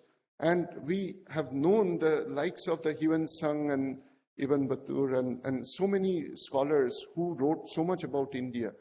Because they all knew that India was such rich in its culture and its education and knowledge base. And in Europe, in US, in top universities, it's actually embedded in the system that at least one semester you go out of the university. Why? Because education, I told you, that in the words of Tagore, is seeking harmony with the nature. And if you are confined to one single domain and discipline, then you're not going beyond. So you need to go out and see the culture, if not anything else. Even the way a student lives in a hostel dormitory. In India, everybody is served cooked food. You go abroad, you have to cook your own food. So these very differences are to be seen and learned and so on. So internationalization is very important, not only to bring teachers from abroad, even send our own teachers abroad, scholars, students. I always say that any research project is most successful when you have two different PIs or three different PIs from different institutions, maybe within the country, maybe even abroad, because the student stands to gain the most. I think I should now expedite. This credit is an important, okay. The credit is a very important thing. It's basically a calculation trying to quantify the amount of time that you need to learn a certain subject. So when you say 3 credit or 4 credit, essentially you mean that 3 credit plus the number of self-study hours that you need times the total number of lectures that you have in a particular semester or in a given year is the cumulative amount of time you're devoting to understand a particular subject. And that is decided by the regulatory bodies, like in India, the University Grants Commission. And like I've written here, 1 credit is equivalent to 15 hours of teaching, both lecture or tutorial, or 30 hours of practical or field work, or community engagement and service per semester. So basically it's a cumulative effect. It's not exactly the hours that teacher delivers the lecture. This is one thing we must understand, that teaching is only one part. The learning actually requires a lot of self-study and so on. There is a European system, there's an American system, and there are certain conversion factors available. So typically 1 year, 2 year, 3 year programs, what do they mean, and what it actually takes to get a bachelor's degree or a master's degree is what I've said here. By the way, Dr. Suresh, I can share my slides. I mean, I probably am digressing a lot. So if anybody wants to refer to them, can always do that. So this is what it takes at various levels, the total credits. What are the exit options? This is a unique thing of national education policy, which didn't exist earlier on. That if somebody, for whatever reason, discontinues, then those 2-3 years go a-begging. That will not happen now. If you do 1 year, you get a certificate. If you get 2 years, you get certain, I think 3 years is a diploma, and then 4 years you earn a degree, and so on and so forth. So these provisions exist. But this was the UGC norm, and now IIST has come up with even a better norm. And this 160 is not sacrosanct. Basically, it's 160 to 170 is the credit hours one needs to earn to get a bachelor's degree. Now, you call it electrical engineering if one follows so many courses of so many credits. But tomorrow, if you want to claim a degree, simply bachelor's, not necessarily in electrical, but a bachelor's degree in engineering with so many credits from electrical or mechanical or computer science, that also will be possible in the near future, provided, of course, UGC agrees to that. So one has to dig into that and give certain provisions. So this academic bank of credit is another revolutionary concept, that if you take bits and pieces, including something from online courses, you can claim and you can upload your degree certificate. So there'll be a centralized body which will verify. And it's just like your bank account. So you will maintain such credits in that account. And there'll be no need of verification by any accreditation body, because these are already available in that certified zone. And with that, you actually can seek an employment or transfer or something like that. So the choice-based credit system is something also very important. What it means is that it's not the university which is going to prescribe and you have to take that. The university will offer you various choices, and depending on your end objective, you can select a lot. But this, again, has to be a pyramidal structure. So in the first year and second year, almost 80% will be of fundamental nature with very little room for playing with them. But the fourth semester onwards, you'll have choices to pick up electives and even majors to which you want to graduate. So you actually can be electrical engineering, but specializing only in microelectronic devices. That's possible through this kind of a specialization. But the question is the practical aspect of it. For example, IIST, I was told, has about 100 students, 100 faculty members, or maybe more. But any university will have finite number of teachers. If a student starts demanding that, no, I want to specialize in that, so I need that kind of a course, there's a limit unto which one can offer. So that practical aspect also needs to be understood. But that's possible if the university allows, okay, 10% or 20% of the courses can register elsewhere, provided that institute agrees. Now, are you going to, the NIRF 1, will it accept the credit obtained by a student from NIRF 200? May not be. So in that case, the credibility has to be established. So then academic credit bank will show that the credit earned, the remaining 20% are from these universities. So the controlling university or their board of governors will now decide that yes, I'll agree or I'll not agree. But it adds to those flexibility issues. Minor, major, dual degree, these kind of provisions existed in IIT system, but now this is going to percolate to all possible institutions. You take 4 courses from a given basket in a given direction, you earn a minor. So you can be major in electrical, but minor in mechanical engineering or computer science.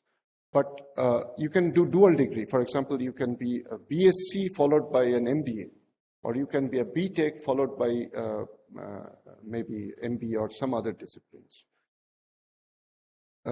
And interdisciplinary courses can be fairly, minor subjects can be fairly interdisciplinary. So for example, but in reality what happens, I think, Dr. Suresh, you should take note.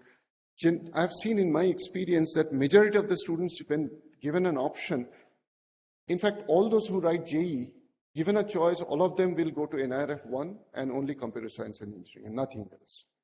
Minors, majority of them will only try to gravitate towards IT or computer science or something. That's not the idea. The idea is that somebody who is pursuing, let's say, electrical engineering wants to take a minor in space science and technology. That's the value addition. And that's not very easy to implement because you need such faculty members and other provisions. I think Dr. Suresh spoke a lot about international. I'll not speak much. There are challenges which I've been saying, and these are all documented here, that what are the major challenges that we need to observe. And these are the areas where an institution should ask itself. Multidisciplinarity, interdisciplinarity, how much we are prepared and what it takes to be prepared. Academic bank of credit, what it takes and what would give its credibility. Skill development, how you can allow skill development. Say, for example, internship.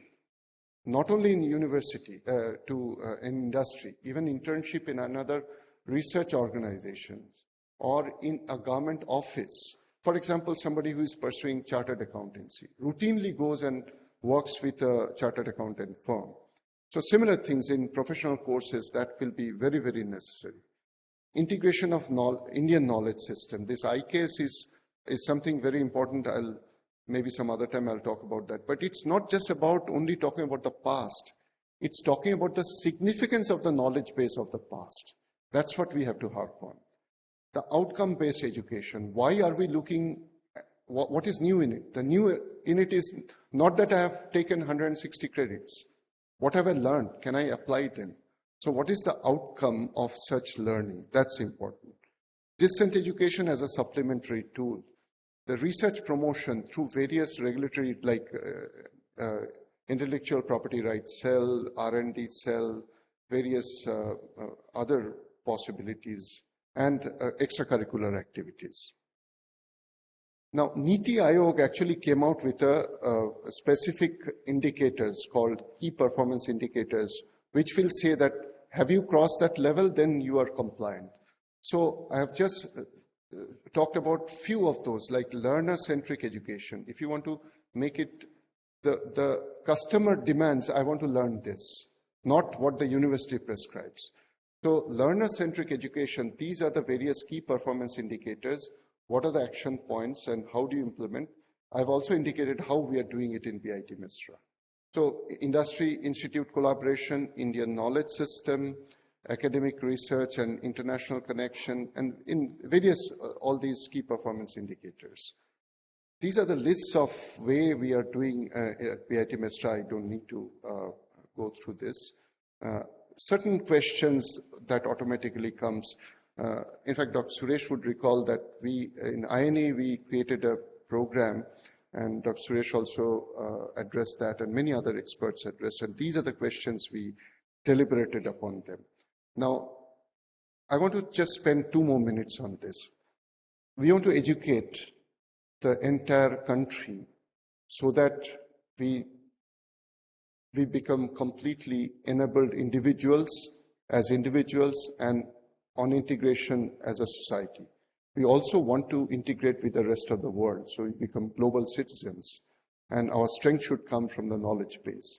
Now, if you look at these 4 columns, 1947, if you consider that to be our starting point, I'm not going 5,000 years ago in recent times, 1947, 1997, the current, let's say, another 50 years, and then 2047. So 100 years of span from the independence to how we proceed. I have picked up figures which are very relevant to us. The GDP, the population, per capita income, energy consumption per capita, defense budget, gross enrollment ratio at the secondary level, gross enrollment ratio at the tertiary level, infant mortality rate, life expectancy. These are all parameters which are routinely considered for tracing the growth of any nation. Steel production, aviation market, road length available in the country, rail track available in the country, car production, schools and colleges. Now, if we really want to take any parameter, in fact, I'll just end and then show you the last parameter that I want to see. None of us would have missed a very important information that was published recently. India, within a few months, is going to be the most popular state. Will overtake China.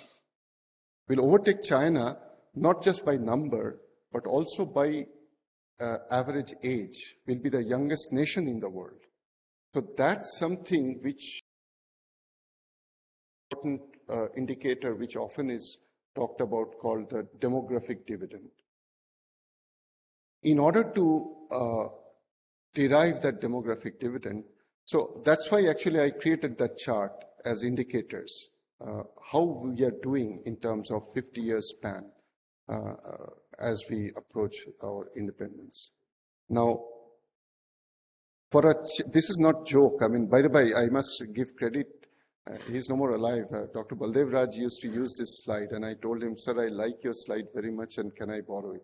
He said, I borrowed it from internet, so no harm, you can always do it. This is true India.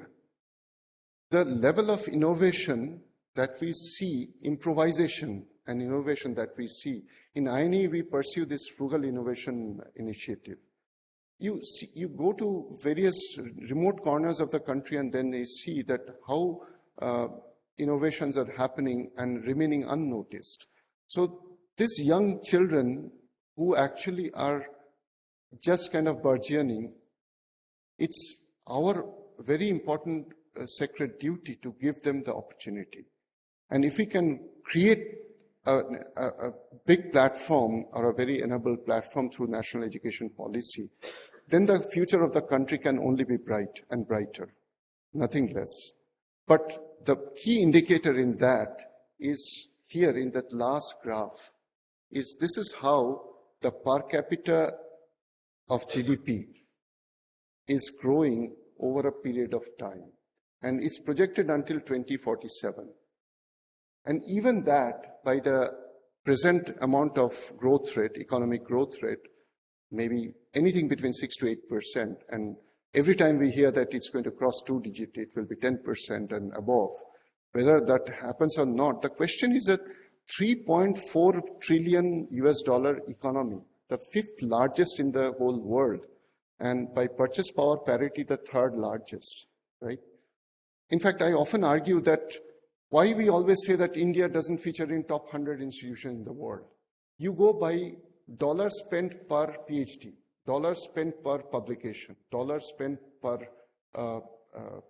any innovation will always be better than the European countries or even US, right? But the question is that still the per capita income, even at 2047, going by the present rate of growth, will be lower than many of the top nations. If I consider everybody wants to be rich, everybody wants to be enabled. In order to do that, the main weapon somebody mentioned in the beginning is education. And education as a means which will enable and empower. So this is what exactly national education policy talks about. So it's our sacred duty to make it happen. So thank you very much for your kind attention. Thank you so much, sir, for gracing the occasion and sharing your thoughts of Technology Calicut. Former head of the Department of Electronics and Communication Engineering and a Senate nominee to the Board of Governors at NIT Calicut, Dr. Samir's interests include next-generation wireless technologies, machine learning and deep learning applications for wireless communications, secure communications, etc. Professor Samir was instrumental in implementation of NEP-based curriculum at NIT Calicut. Sir, we would like to listen to your experience on curricular augmentation in light of NEP implementation. Welcome, sir.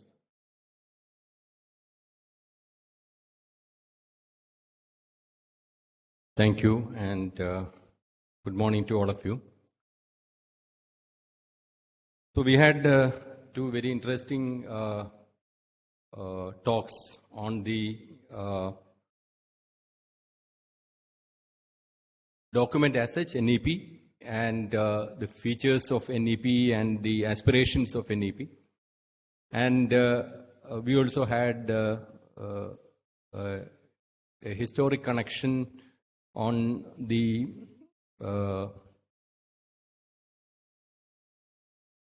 knowledge base that India had and the connect to NEP and the future aspirations and some of the implementation challenges from Professor Indranil Manna. And I'll focus on the activities that we have done at NIT Calicut. So I assumed charge as Dean Academic of the Institute in January 2022. And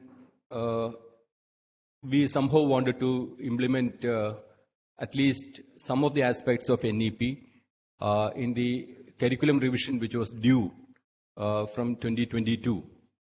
We used to revise in every 5 years, the UG curriculum. And I know this curriculum revision is not going to be the same exercise that we have been doing in the past. So therefore, I mean, there were several challenges. And we are an institute of 60 years old. So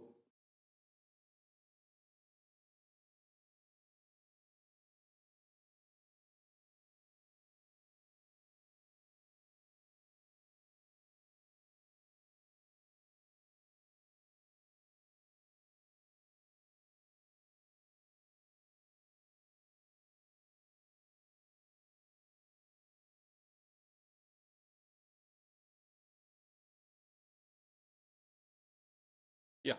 So an institute of 60 years old means it is really 60 years old. So therefore, it's not easy to take steps.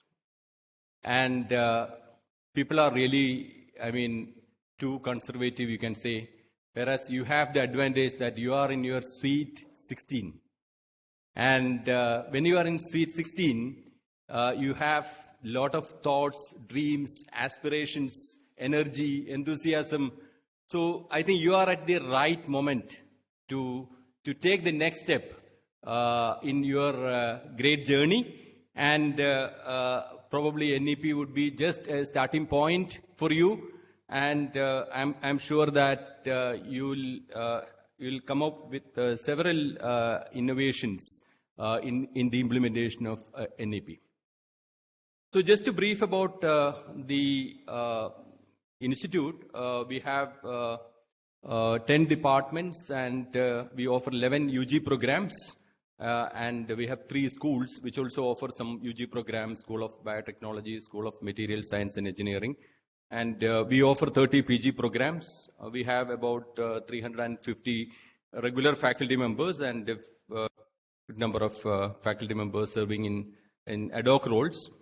And all the more, we have about 7,200 students and 35,000 plus alumni. And the institute is having about 300 acres of land and associated buildings, just to give the perspective.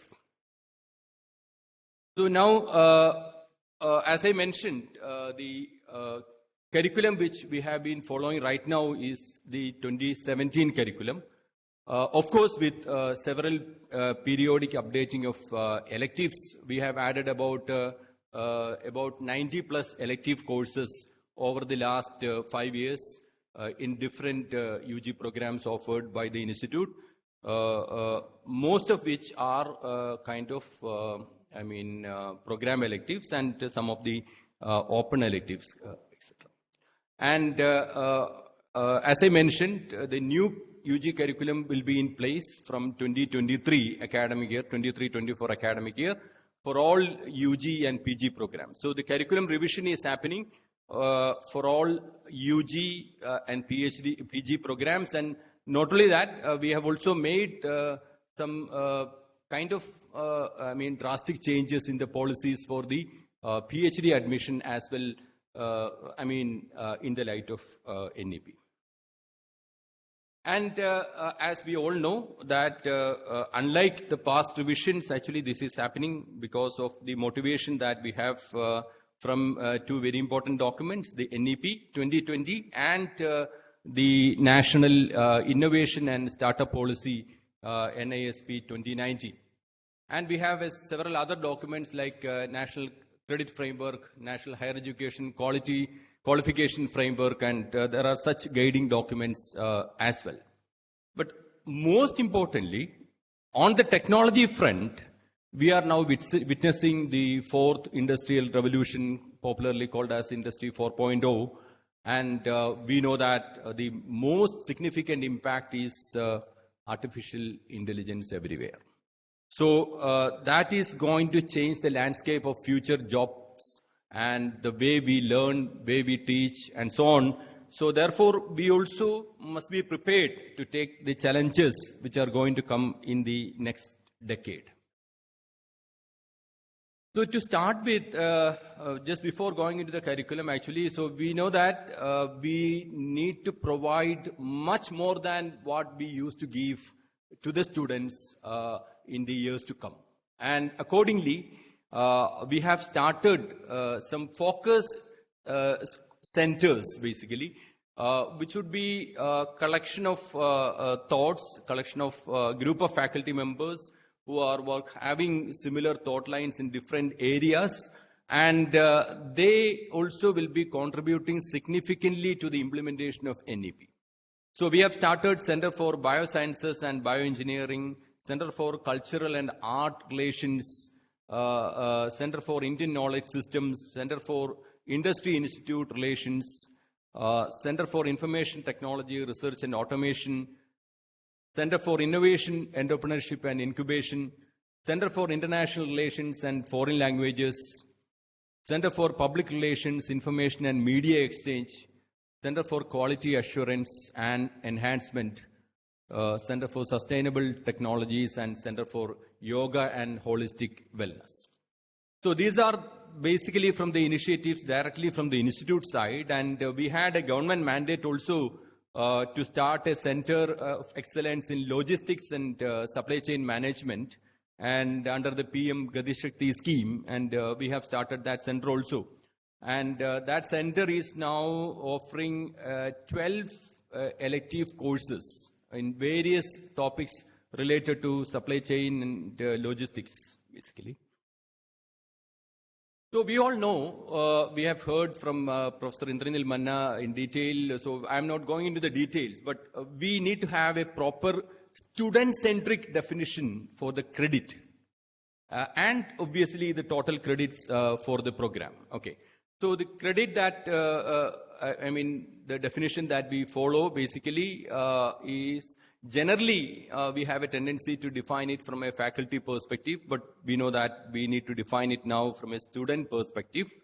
And in between, when I compared the curriculum of the BTech program offered at IIST and the one we are offering, I could see that it is almost the same. And the total credits of the existing program is 160, and the credit definition is more or less the same.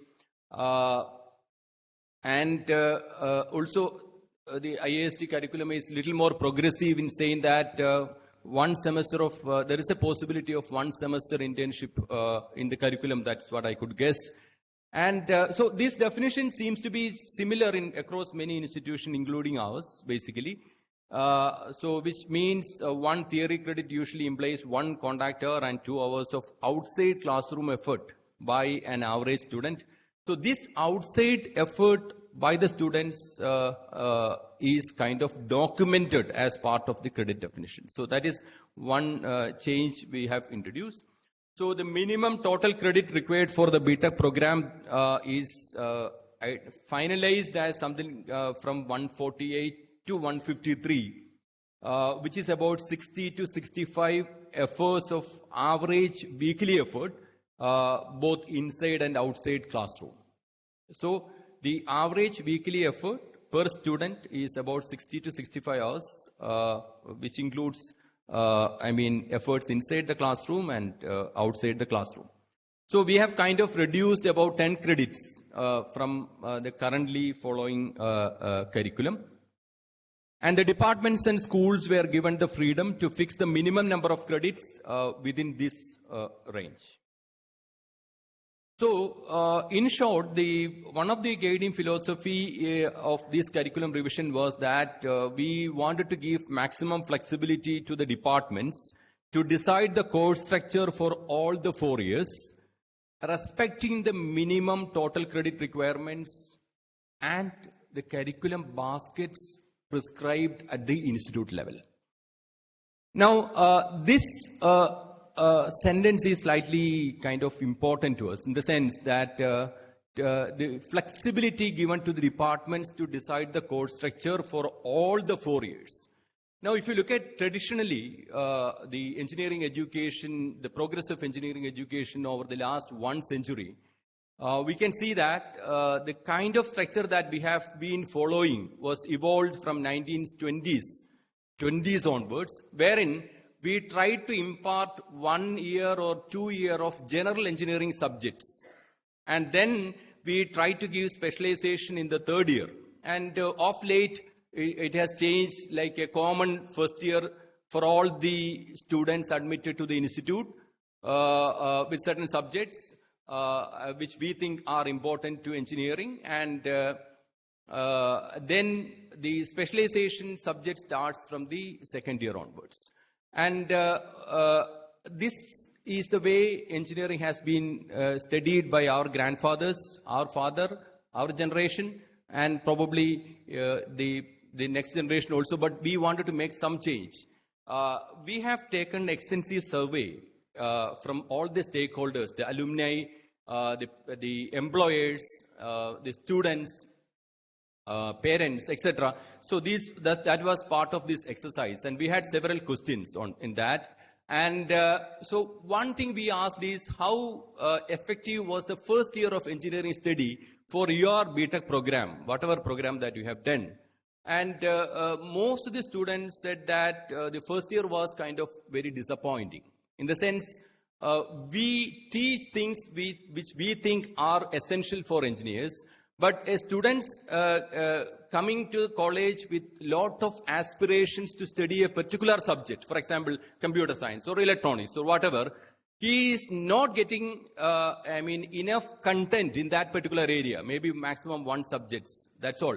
Rest of the subjects are all general engineering workshops, quite old kind of workshops, which even the current carpenters or fitters or other mechanics use.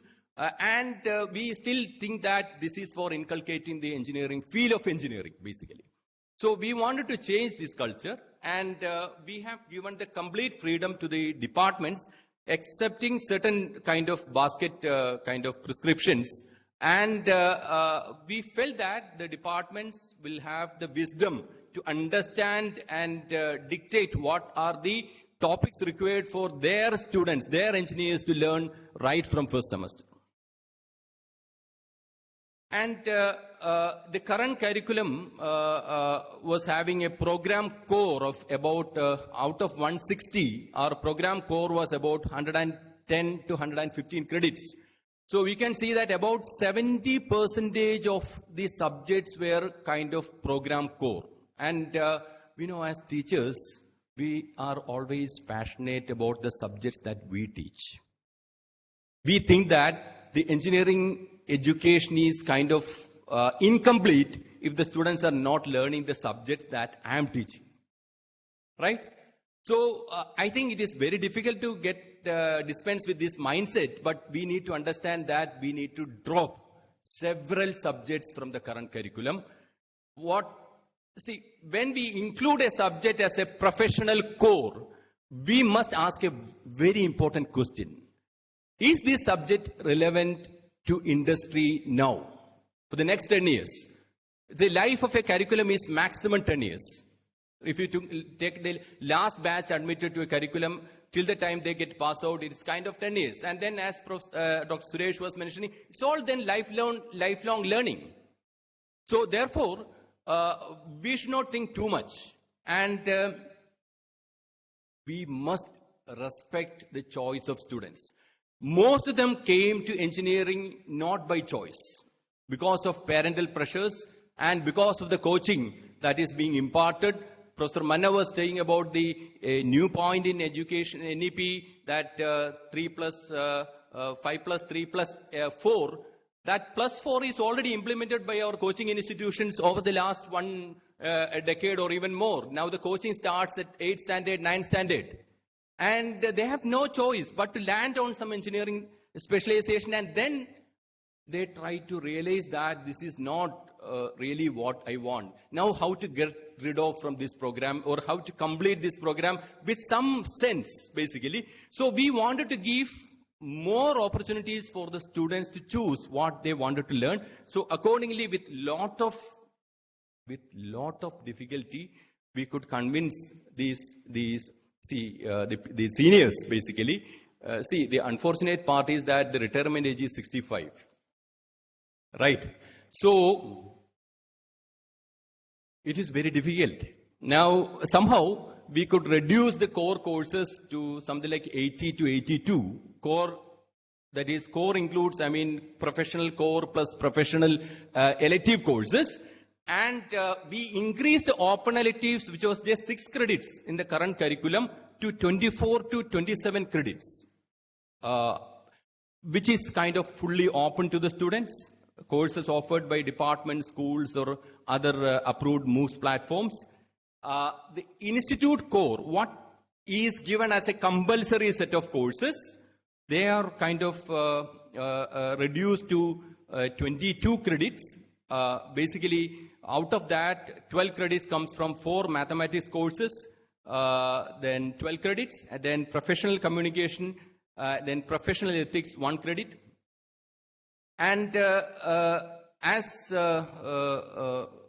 Professor Manna was telling, and Professor Dr. Suresh was telling, we have been giving common mathematics courses for all the students, basically. So only our mathematics 4 was kind of slightly customizable, whereas we have decided that we will have different contents for all mathematics courses, depending on the specialization requirements. At least we should have circuit branches will have some contents, other branches will have some other contents, at least for the Maths 1 and 2, Maths 3 and 4, fully customizable. And physics, chemistry, life sciences, engineering, graphics, etc., there was an option for the department to choose any 2 out of them. We do not want to dilute the importance of science education, but what we thought is, rather than putting science courses as compulsory for all the students, all science courses, we want the students to take informed decisions by way of open electives. So the open electives, lot of science courses are also included as open electives, and in fact I am coming up later. So there are other opportunities to learn science courses as well. So therefore, departments will be able to choose 2 courses from these 4 course baskets. It will be a department choice, and then institute elective basket. So we have introduced what is called as an institute elective basket with 18 credits, okay, which the students will have to complete by the 4th semester. And we also add, there are a lot of regulatory bodies in the country which prescribe this course, that course, etc., like environmental engineering, so on and so forth.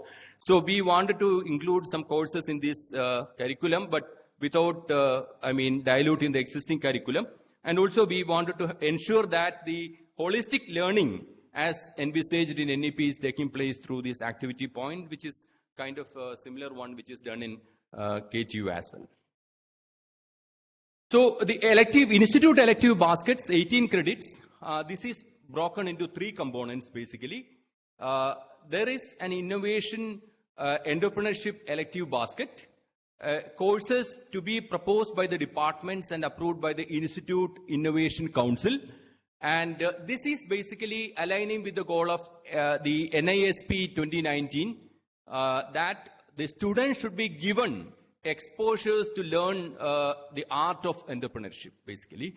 So we have, we'll have a basket of courses in this category, 3 credits, and these are courses focused on the aspects of innovation, entrepreneurship, etc. And in the era of Industry 4.0, we felt that every student should have a minimum exposure, whether they really like programming, like automation or not. Students should have a minimum exposure to automation related technologies. They need not be programming courses alone, which they have opportunities to learn otherwise also. So courses on digital automation technologies are basically offered and identified by the departments relating to the program or automation tools and techniques. So typically 2 courses. And humanities, social science and management related courses, we wanted to increase the credits, but then we thought, rather than again pushing a lot of courses in some basket, we have a good credit devoted for open elective. Let the students choose additional courses related to that from the open elective basket. So there are courses on, we used to have 2 mandatory courses in this aspect. Actually, we had a industrial engineering and management or principles of management course and an economics course. These 2 were given same content for all these students. So now we are moving into electives with a wider range of options like Indian and foreign languages. Right now also we offer German, we offer French, and we also offer Japanese now. And we have courses on project management, financial management, sociology, design thinking, etc. In this basket. And in order to ensure that the students are developed as kind of holistic mindset professionals, we have certain point system devoted with different categories basically. The mandatory courses as part of some regulations, etc., like environmental science and Indian Constitution, all those things will be coming under the course category. Then we have NCC, NSS, etc., and similar activities. Students can acquire about 25 points. And optional courses from approved platforms, another 15 credits max. And physical education, sports activities, etc., will fetch about 25 points. Extracurricular and co-curricular activities, including department association, professional bodies, students' council, with no limit. and entrepreneurship professional initiatives, including startups, publication, patents, etc., will carry no limit. So the activity point is designed like a minimum of 80 points to be earned for achieving the 4 credits earmarked for the activity points by the end of the program, with an expected minimum of 20 points at the end of second year, and 40 at the end of third year, and 80 at the end of fourth year. So if you look at the curriculum basket summary, then this is the kind of summary. We have Institute core courses as 8 courses only with 22 credits, Institute elective baskets 18, and activity point 4. So typically most of the departments have finalized their curriculum with about 150 credits, except for some department who want to teach a little more. Right. Now, that was the flexibility given to the departments mainly. And of course, with open electives and all to the students, elective baskets to the students as well.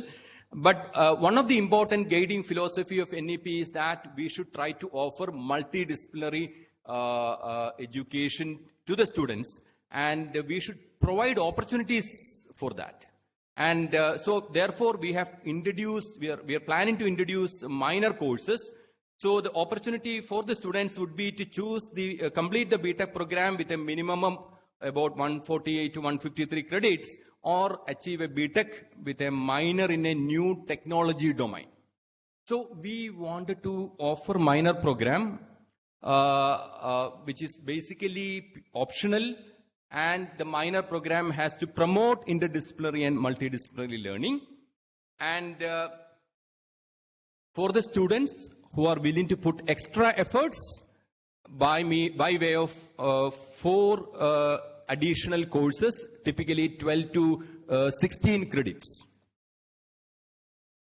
And additional grade card will be issued to the minor courses. This will not be part of the main, BTech program, in the sense that, the CGPA that is obtained for the minor courses will not be counted towards the CGPA of the BTech program. There is no CGPA restriction going to be imposed for enrolling into the minor program, but the number of seats available to any program will be limited. So obviously there will be a competition, and there will be an entry level kind of screening basically. And the credits for the minor program shall be earned from the basket of courses identified by the offering departments and for the minor program. And students registering for the minor program may have to select 2 of their open elective courses in consultation with the departments or schools offering the minor program. So it is just 4 courses as mandatory from the minor basket, plus out of the 8 or 9 open elective courses, 2 courses are to be chosen in consultation with the program coordinator of the minor program to ensure that they learn a little more than what is provided as part of the minor program. Maybe these courses will be from outside the institute also.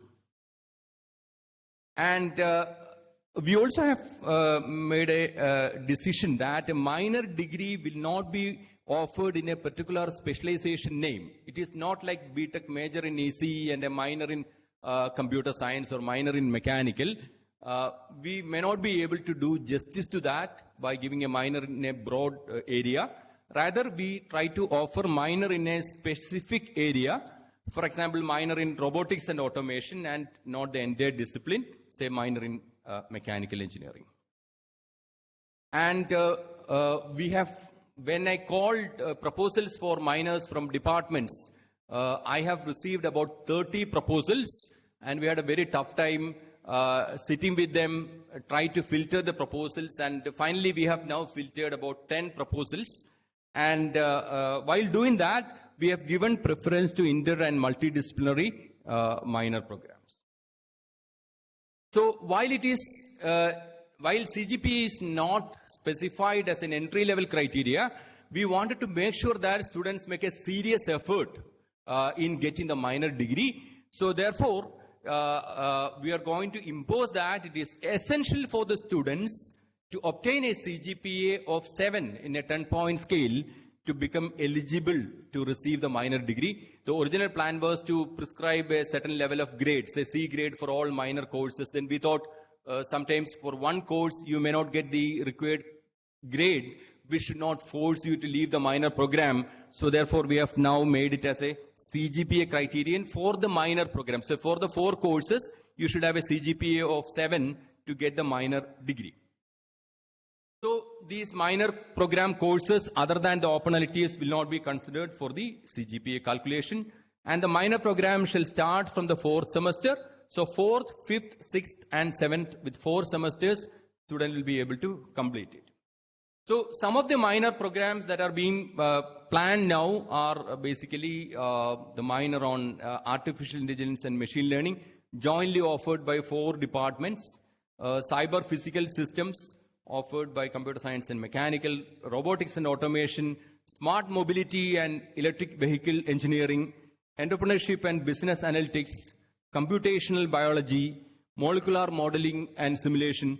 So this is what I said. So rather than, we try to push science courses. So the last one is basically offered by the chemistry department and physics department together. And there is another minor course from, physics as well on on advanced photonics related areas. So similarly, computational biology is offered by mathematics department and School of Bioscience and Biotechnology. So those kind of joint programs are given the priority. So the general guidelines that we have decided for this curriculum revision is that, as I mentioned earlier, program-specific curriculum from the first year itself. We know that it is a kind of controversial step because none of the IITs have done it, none of the NITs have done it, and none of the other institutions also have done it. Even now we have the IIST Model Curriculum 2023 is in place now. They have not really attempted in that scale.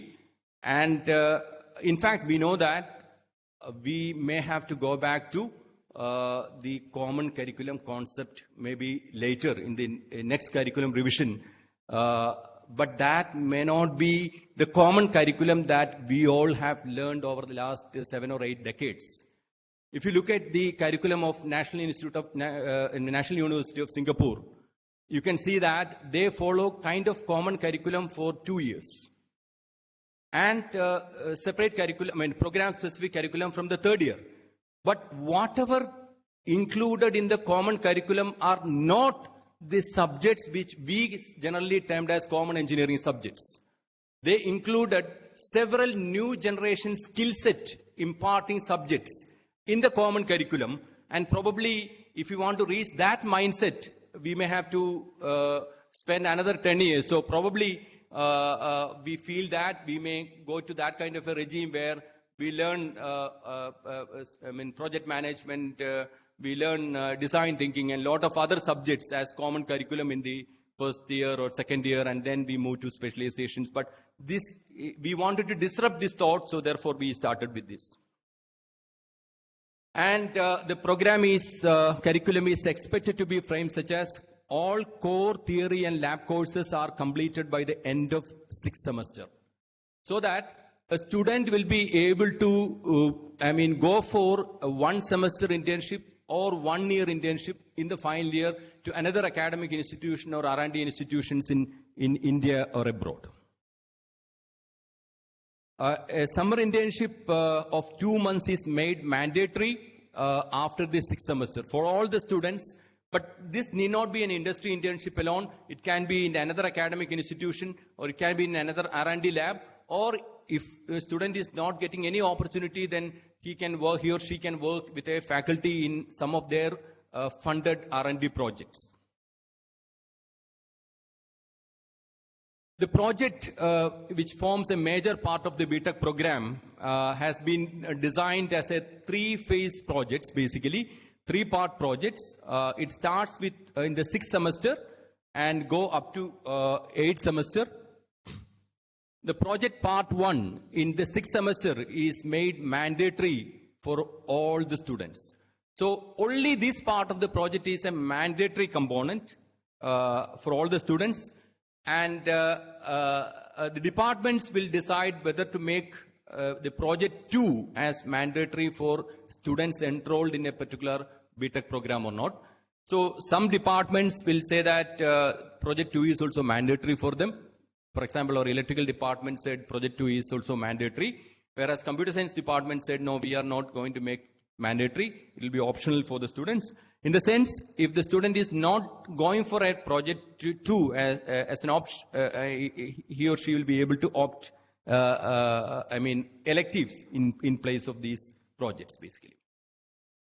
And the students will be given freedom to replace project 3 with elective courses if they desire. And obviously, all these projects, especially project 2 and project 3, could be replaced by internships in industry or R&D lab or wherever they wish to have. And the projects may be independent or connected, and individual or group. And a project group can have students from different departments also. The component of the project in SIT shall preferably be done as an internship. So that is going to be the norm. The norm is, I think this is followed in your current curriculum also, which is a very good step actually. This should be the norm, and to facilitate that, the last semester is kind of lightly loaded with about 10 credits. And BTech students having CGPA of 7 or 7.5 or more will be allowed to credit MTech or other MSc level courses right from 5th semester. And the introduction of discipline-wise courses from 1st semester will help the students to make informed decisions on their electives and minor. And this will also help in incorporating meaningful intermediate exit options once we fully implement NEP. So to conclude, actually, the key aspects are basically the flexibility to the departments and schools and flexibility to the students, and the motivations are these. And as the other speakers mentioned, we are at a very critical juncture. Change is inevitable, and many institutions in the country are already in the process of radical academic reforms. Last weekend, at NIT Rourkela, they have arranged a workshop on curriculum revision, wherein people from all NITs were invited. And but when we looked at it, actually, the curriculum revision that have happened so far in NITs and IITs, we have seen that though the document is in place for the last 3 years, only very minimal efforts are made towards a holistic curriculum revision, except in IIT Bombay, which has started something. So therefore, if we look at NEP is an ocean, and we are trying to just take a few cups of water from that, and focusing especially on engineering education, and there are no guiding principles. We wanted to start, experiment, and then probably revise in the years to come. In any way, we all know that more alignment with industry is required for our students to survive in the changing landscape. And one thing that I've noticed is that though this institute is 16 years of age, 16 years old, it has not started a BTech program in computer science and engineering. So probably that is one point I would like to say, apart from the other changes which you are going to bring in, that a computer science BTech program can bring in a lot of value addition to the overall academic ecosystem of the institute. Whether we really agree or not, most of the opportunities in this country comes from the domain of computer science. And if we have such a program and department, our students will be able to take more elective courses from those domains, pursue interest in those directions, and that will probably give a lot of value addition to the faculty as well while submitting project proposals and other kind of things. Now, just 2 points, just curriculum revision for PG programs. Just, I'm not going into the details, basically. This is my last slide. So the total credit for the MTech and MSc program, right now it was like 60 to 62. We have kind of rationalized the credits with this definition, and the total credits will be around 75 for the MTech and MSc program. And we have introduced this institute elective basket concept for all PG programs with courses on innovation, entrepreneurship, research methodology, professional communication, etc. in it. And the MTech project was also divided into 4 phases. Phase 1 in second semester, we used to have some seminar course in the second semester, which we have replaced with project 1, wherein the students will identify the problem, start the literature review, and the findings of the literature review will be presented in the form of a seminar. And phase 2 will be in the summer, which will be mostly a summer internship kind of thing. And phase 3 and phase 4 are fully devoted for projects, basically, with 1 semester provision for 1 semester internship in the 4th semester in industry or R&D labs, basically. And we are also planning to have an exit option for the master's students to exit with a PG diploma after 1 year, after acquiring the credits prescribed for the first year of the program. And for the MSc programs also, we have now included summer internship as kind of mandatory, and projects phase 1 in 3rd semester and project phase 2 in 4th semester along with coursework. Actually, the project component was not given emphasis in MSc curriculum except for 1 project in 4th semester. So now we are having more emphasis on project in the MSc curriculum as well. Thank you. And this is kind of a snapshot of the kind of revisions that we are planning to incorporate there at NIT Calicut. Let me now call upon Dr. M. Deepu, Professor in the Department of Aerospace Engineering and the Chairman of the Task Team for Implementation of National Education Policy at IIST, to provide the overview of the activities of the committee.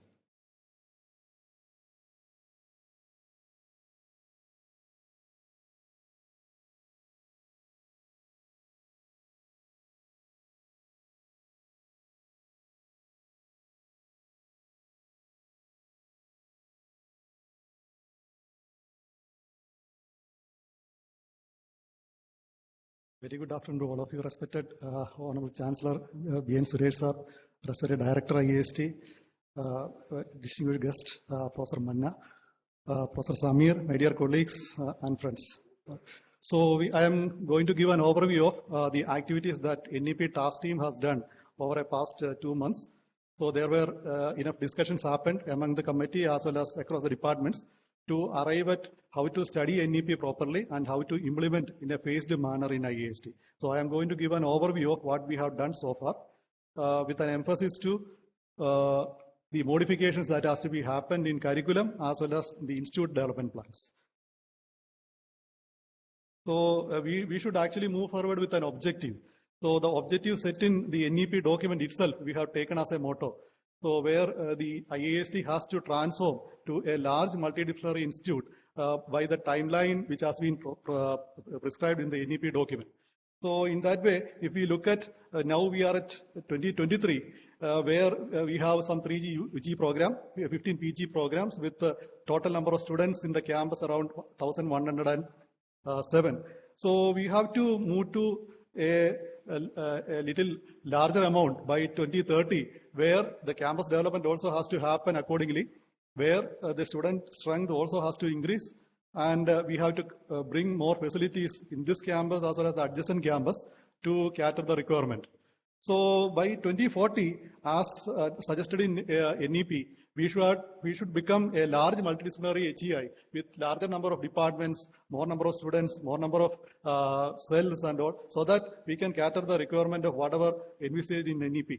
So we have listened to all the experts over here. They are also of the same opinion that we have to grow and we have to achieve the level of a large multidisciplinary institute. To begin with, by 2030, we can have higher education institute clusters and we can have collaboration with neighboring institutes, or we can engage in MOU with higher education institutes like IITs, NITs, national labs, etc., to cater the requirement of the summer internship and main projects, etc.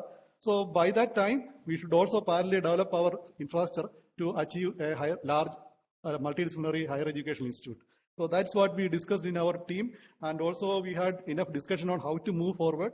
So we had some discussion with the director IIST as well as Dean Academies on curriculum modifications as well as the institutional development plans. So phasing out of single stream HEIs is the major recommendation in NEP document. So we have to go with that. So how we can actually break the boundaries, hard boundaries of the departments, the schools and thoughts, that we had to come first, and then we had to add the multidisciplinary nature of the curriculum, and also we had to build infrastructure for achieving that particular requirement. So augmenting the facility is actually the major challenge that we actually foresee in future. So as mentioned by Professor Samir, here also we have plenty of committees looking into cultural activities, sports activities, yoga, sport, and allied activities and all. So there, an active participation from faculty members from all the departments are actually happening. So we have to formalize it in the form of cells, and those cells has to empower the awarding of some credits for students who are actually participating in that. Then we can improve student participation as well as we can reward students for their useful spending of time. So these are some of the cells that we have identified in our discussions: innovation and entrepreneurship cell, biology and holistic medicine cell, socio-economic and empowerment cell, industry institute partnership cell, art, literature and cultural development cells, Indian knowledge and heritage cell. So these are some of the cells. In future, we can also propose more cells so that these cells may be later the empowered agency for awarding credits for those people who are actually working in those activities. So coming to the institutional development plan, as academicians, we first look at what are the new programs in niche areas that we can actually begin with. So as Professor Samir was actually telling about, computer science is actually a very important aspect to begin with, and also its allied technological aspects like artificial intelligence, data processing, those new areas has to come. And also, with the existing faculty potential itself, we can actually think of introducing new programs in nanoscience technology, biomedical technology, robotics, advanced manufacturing, social sciences, and literature, etc. So we have to have a close linkage with the industry, and also we need to understand in advance what industry needs so that accordingly we can tune our future requirements. So in order to attract good faculty, now there is a Government of India policy to offer tenure track positions. So we can also think about offering small, short-term tenure track positions for faculty members to join our institute and work for a short duration. And later on, based upon the requirement, they can continue or they can withdraw. So the career promotion also has to be tuned in with the solid contribution that people are making, so that there should be a periodic review of academics, governance, the allied activities has to happen, and periodically we have to revise our policy to meet our goal. So that is a way in which we have actually tuned our discussions, and most of the members were in agreement for that, and also we had a discussion with the director IIST in this regard. So coming to the curriculum aspect, we have an in-depth discussion in which the curriculum has to be flexible in nature. Now we are having a hard boundary of curriculum in which the first year itself as mandatory become common, and we have to have some common subjects to be populated in the first year itself. So that has to change because of various reasons that I will come in the next slide. And also we have to bring in the experiential learning aspect. So we are proposing a new method in which some open laboratory exercises has to happen, in which there is no fixed syllabus is available, in which student will be given an open-ended problem in which the learning has to happen laterally. So they, at the end of that, they will come up with a good outcome in the form of an innovation, or in the form of a good project outcome, so that the experience of creating something with the help of drawings, the manufacturing, or assembling something, and also documenting the same activity, and in the form of presentation also, they will acquire all necessary things for a professional development. So that has to happen from the first year onwards in the form of laboratory practices. That will actually open up a large opportunity, and also it will slowly phase out the conventional procedural oriented expected outcome-oriented laboratory practice. So that is what we are actually envisaged in that. So this has been already covered in most of the lectures so far. We are also aware of the same opinion that our one credit should be like 15 hours of teaching learning process and another maybe 15 hours for outside the classroom. So as per the new UGC guidelines, there should be an multiple exit option. So at the end of the first year, they are having UG certificate. The second year, the UG diploma, and the third year there is a BVOC degree, and the fourth year there is a honors BTech degree which is getting awarded. So I don't want to spend time over this because this has already been told in the audience already. So we can also think of offering the flexibility in terms of minor as well as major courses. So that has to be has to happen after a lot of brainstorming within the departments and also the curriculum formulation committees that has been already set in the departments. So this is the overview of whatever given in UGC document. So the major core has to be restricted to 50%, and the minor stream, if it is there, it has to be 20%. Multidisciplinary has to be like 5%. A little above 5%. There has to be ability enhancement and skill enhancement courses. There should be value-added courses. There should be summer training as well as research internship projects. So, as I already told you, we should have 20 credits per semester and also 40 credits per year. And also we should offer multiple exit options also. So there should be a proper blend of core and elective courses has to happen. So this is actually a graphical overview of whatever we have proposed from our side so that it will have a nice blend of the core and elective courses to happen. As Professor Samir was mentioning, we have to end the entire core aspect within the 6th semester, and the 7th semester onwards we should have a flexibility to move forward with more number of electives, and those electives can be in the form of either departmental electives in which the student want to continue in the home department itself, or they can move out, or the institute electives, or in the form of open electives, so that we can take a call. So it is up to us to brainstorm within us so that we can come up with a more suitable strategy that IIST want to put forward in the near future. So the curriculum revision is already up in 2023 academic year onwards. So we have to discuss in our departments and come up with a proper thing. This is just a guideline only. So this is actually a proposal that committee want to put forward because we have to set an example of a flexible modular curriculum. So that only we have done. The department has to each department has to brainstorm and arrive at a proper decision. Thank you. So, in which we will have a interactive session in which you can also participate. Thank you. Thank you, Professor Devu, for providing an overview of the activities of the committee. Now we move on to the significant portion of today's session, the panel discussion. May I request the panel members to move on to the dais. Honorable Chancellor, Dr. B.N. Suresh, our guest of honor, Professor Indranil Manna, respected Director, IIST, Dr. Unnikrishnan Nair, Professor Samir from NIT Calicut. Sirs, please. Good afternoon to all, and excuse me. So, respected dignitaries, Chancellor IIST, our chief guest, Professor Manna and Professor Samir, and Director IIST. This session, we will have deliberations on these issues. This is related to the NEP implementation. The committee had several rounds of discussion, and we felt that we do require several rounds of consultation with experts as well as a lot of inputs from IIST faculty and students. Definitely we are taking inputs from the department level, but since we have very experienced dignitaries already with us, let us take the benefit of that. We will have a few comments and questions from the audience, and we will request our experts to comment on that. Just to guide the overall discussion in an efficient manner. Excuse me, project this. We have just listed a few questions so that because we really are running short of time, so we will flash few questions. So first question we will flash now. Okay, and it would be nice. Yeah. So this is just to help you form a question or a comment.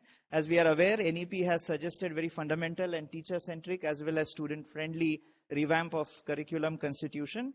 Hence, what is the most desirable curriculum composition we can have while following the NEP recommendation, especially as a typical institute offering engineering science courses to bring multidisciplinary nature. I think Professor Deepu already indicated to that. So any comments, any questions from the audience, we would like to hear.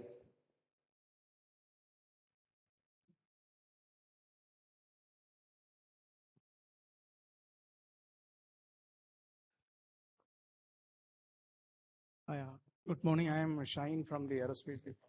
I have a question regarding the multidisciplinary nature. I think Professor Samir was mentioning about minor with a specialization. So I would like to point out one of the scenarios that probably possible as an interdisciplinary nature. Like we have an avionics program and we have an aerospace program in the institute. Once join this.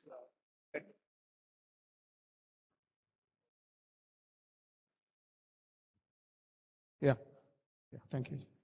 We have an avionics program which specializes in electronics aspects of space vehicles, whereas aerospace engineering program look at the mechanical propulsion aspects. Can we have a route like a BTech in space systems engineering, which can be offered along with this? What kind of a possibility such a program will have?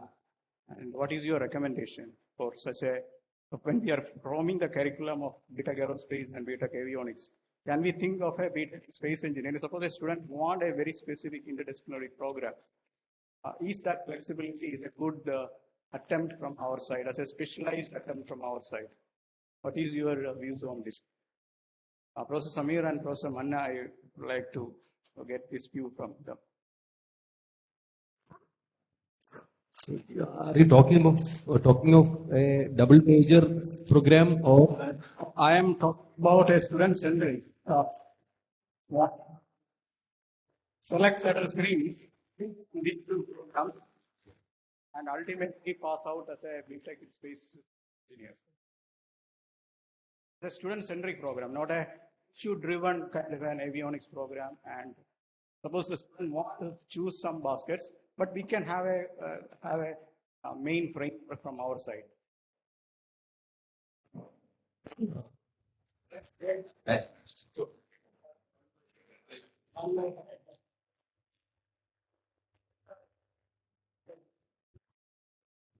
Hello. Yeah.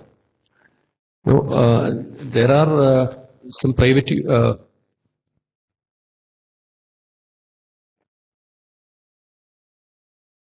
There are universities in India also, private deemed universities, that are allowing the opportunity for the students to customize the program depending on their choices, basically, and to redeem everything and finally get a degree depending on the majority of subjects which they have chosen, basically. In fact, I think BIT has got that kind of a program, basically.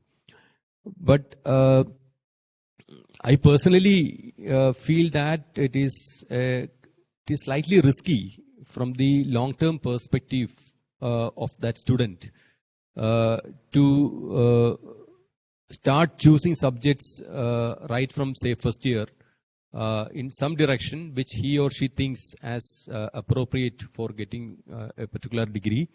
Of course, we can have different baskets and all, and courses from those baskets will align to a particular theme through which the student will be able to have some guiding directions also. But more than that, probably I would advocate for minor programs which are less risky from the career perspective, if you look at. Because already a major degree is there in his hand in some specialization, and minor is a value addition, and probably minor can be, if he or she is not feeling interested at some point of time, they can drop the minor, or maybe they will be able to choose another minor if the system allows that. So unless we have a kind of double major kind of program wherein one major will be prescribed as part of the curriculum, and another major will be something which is chosen by the student, like kind of an enhanced version of a minor program. Probably it would be a little bit risky to start, at least in the beginning, I think. That's what I feel. I had an opportunity of interacting with IIST faculty members just about a couple of months back. And I mentioned something and I would like to repeat.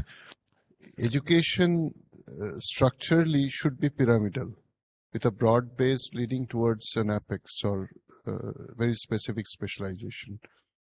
So when we create an electrical engineer, we don't create for General Electric or Siemens or any particular company. Electrical engineer is an electrical engineer, can be able to serve anywhere in the world in any electrical discipline at the BTech level. With the minor, major, dual major, dual degree, now the world over, we are allowing students also to acquire certain specialization. And please remember, this specialization is only for those who are capable of taking that extra load, which means that if you have to give 4 more courses for a minor, 8 more courses for a major, and the student wants to complete within 4 years or maybe 4.5 years, then the student has to be exceedingly well. So you can allow this only to those who are above a certain threshold, maybe CGPA 8 or 8.5, even 9, and also depending on what provisions you have. But electronics is fine. In majority of the big universities, you have only Department of Electrical Engineering, not even electrical and electronics or communication as separate disciplines. These are only done through the specialized courses. So creating a separate avionics department altogether and giving a degree in BTech in avionics probably will be very, in my opinion, create a very limited scope for those graduates. Now, if you really want to train somebody in avionics, there's enough room to do that after a regular course in electronics and then followed by masters and PhD and so on. Now, for example, when you say avionics, is that professional only fit for ISRO or space organizations and not for aerospace, not for aeronautical industries? So the question is, I mean, again, I would just leave it at that stage. In my opinion, I would rather pursue a pyramidal structure with a broader base at undergraduate and slightly and getting more narrower in scope but deeper in penetration at postgraduate and doctoral or further level. You know, while addressing your question specifically, we need to address the viability of that course. For example, satellite technology was done in Indian University of Science. It survived only for 2 to 3 years, then it just collapsed.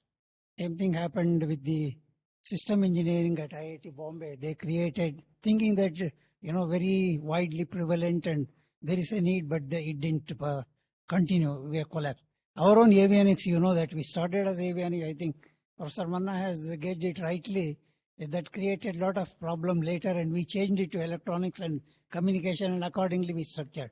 So one has to be sensitive about the viability from the student's point of view and also in the long run where they can be employed, how they are going to contribute other than ISRO elsewhere. Because now we have changed our way in which we work. It's not just for ISRO. One time it was, but not anymore. I think we'll have to keep all these things in mind. Then only we can take it forward. Thank you very much, sir. Just to highlight the fact that this is one of the critical questions. It was a question which our director had given us a responsibility to the committee to come out with a good plan. We are still working on it, and whatever is being discussed today, it's really a valuable input to the committee. So thank you very much. Any more comments on the same? Yeah, please. Thank you for the opportunity. Concern is actually augmenting the resources, including curriculum or adding faculty and all, may not be that easy within a short span of time. Can you explain a little bit about clustering of important institutions, regional wise, or like departments, or like courses, aligning with other institutions and offering inside the institute curriculum, as well as what are the criteria that we need to take for the exit option as well as the entry of students in between. Like Professor Manna mentioned about NIRF ranking and such things, but to what level, that on what basis that we can decide these two things?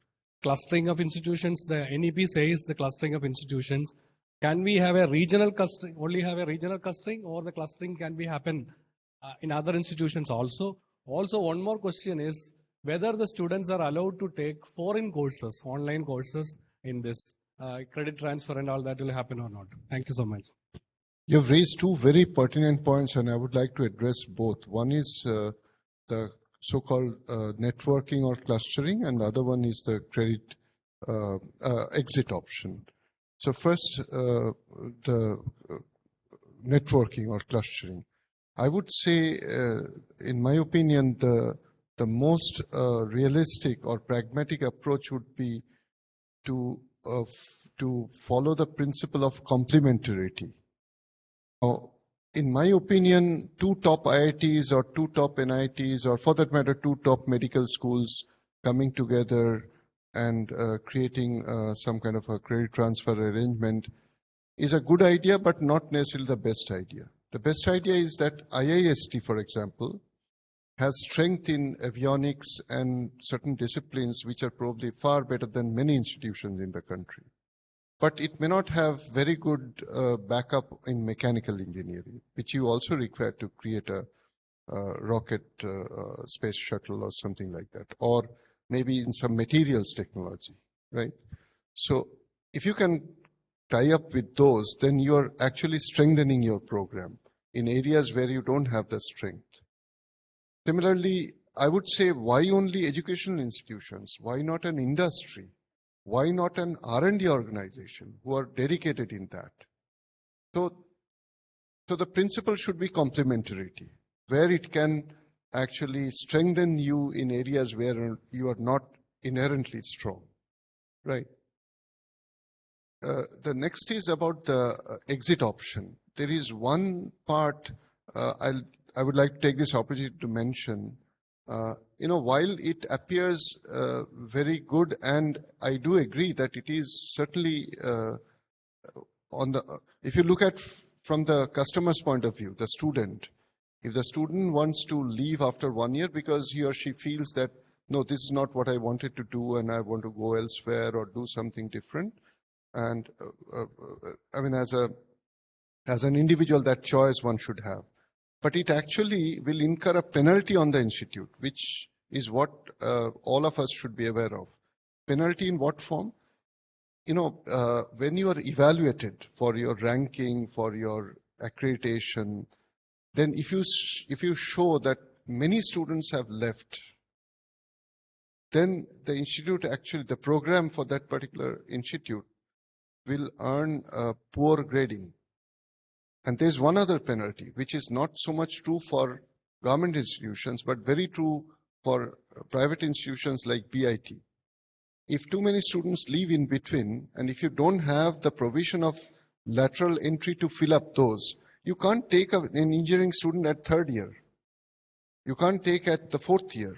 But if students leave at third year and fourth year, and if those students don't complete their program, then the institute is penalized for lack of viability of that program, number one. Number two, lack of revenue.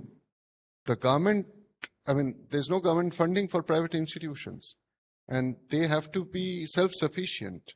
And if there's a constant erosion of revenue, that also will very adversely affect. So that's why I'm saying that whatever comes before us, we have to look at both the pros and cons, and then only we should take a decision. So I hope I could answer to your queries. I would like to add further what experience we have felt is, I told you one of the colleges where we implemented. For example, we entered into cluster agreement with Law University for legal aspects, management aspects, economic aspects, management, Indian Institute of Management at Bangalore, barter system, so that they also will get the advantage of getting the science and engineering subjects or mathematics or whatever, this one thing that you need to keep in mind is the proximity definitely helps. If they are elsewhere and then, this online business and all that, I think it's only for COVID era, it's okay. I don't think it's going to help in a long run. Unless otherwise you want to get a very specialized faculty to address, it's fine. They can give 1 hour lecture, 2 hour lecture, but on a complete to cater to the credit, we debated quite a bit. Then, of course, when it comes to international, also same thing. They're adjusting the time, arranging the classroom. There are a lot of other practical difficulties that are involved. We have addressed all that and we have come out, I think, like NIT Calicut, they have done, they have started at some point and then progressed. In fact, he has been telling that we are going to take it further. Same thing has to be done. I think best thing is to jump into the water and start swimming. Then it will happen, actually. Just to start, add just 2 more points connected to this. The other side of exit option is that I think we should not promote the exit option too much. Because even for the students, from the system point of view, Professor Manna has mentioned, for the students also, our industry landscape or our other environment is not really suited for giving opportunities for students who have dropped out like this after a certificate, after a diploma, etc. Because there are a lot of certificate and diploma holders already better trained than these people available in the market for such jobs. If they are going for another course and redeeming these credits at some other institution, it makes some sense. Otherwise, it is not making much sense, at least in the near future. Second is one model that we are planning to follow is that these credit transfers are going to be experimented with institutions with whom we have MOUs signed. So before signing an MOU, we look at all these aspects like Professor Manna mentioned and all, and arrive at a decision whether to sign an MOU or not. If at all we are signing, on what all aspects we sign. So accordingly, now on 16th of May, we are going to sign MOUs with about 14 institutions and R&D labs and industries across the country. So one aspect of this MOU, especially with industries, is what is called as co-teaching. So we are going to allow about 6 to 8 hours of classes for every course to be handled by experts from industry, who could be our own, alumni or other people involved, experienced in those domains. So they'll be working with the course faculty. They will come to the institute, preferably wherever it is extremely unavoidable. It will be through online means. Otherwise, they'll come to the institute. And this we have been practicing for the last 1 year, and we wanted to scale it up. And also, we wanted to appoint people as professor of practice for 1 to 3 years. Mainly for people from industry to come and liaison with academia. Thank you. Professor Manoj, quick question. Sir, I'm Manoj. I'm a professor with the Department of Avionics. I have a very quick question. So, right now IIST has about 1,000 students, and as per NEP, a certain category of institutions should have about 3,000 students in the next 7 years. So we need to target a growth of something like 300 students per year for the next 7 years to reach the target. So according to the panel members, what are the effective measures and steps that we need to undertake to achieve that growth? Thank you. It's a very good question, but what is important, it's not just increasing the students, although you need to reach that level. What is important is, I think IIST, already we have spent 16 years, right? Now, you must have a blueprint of what is that you want to be from now to another 10, 15 years. It's not just go on increasing and define a new course, get another 60 students. No, I don't think that's going to serve the purpose. What are our vision? What is that we want to do, meeting the requirements of IIST as well as maybe space requirements and also national requirements? I think you must come out with what is our vision, how we are going to grow further. I think that really dictates, and for which you must have a plan of action, how we are going to do in next 5 years or 8 years, 10 years. Number one. Number two is, it's also important for you to think about the infrastructure. It's not that you increase in next 3 years another 3,000. Where do you go in terms of infrastructure, in terms of classroom, in terms of hostel, and many other things. So I think this requires a much broader thinking. Maybe I'd like to give to Director IIST to also address this issue. Yeah, maybe the number increases can be different ways. It may not be within the campus. So we need to find out if you have, say, online type of courses and other things, whether the number can be increased.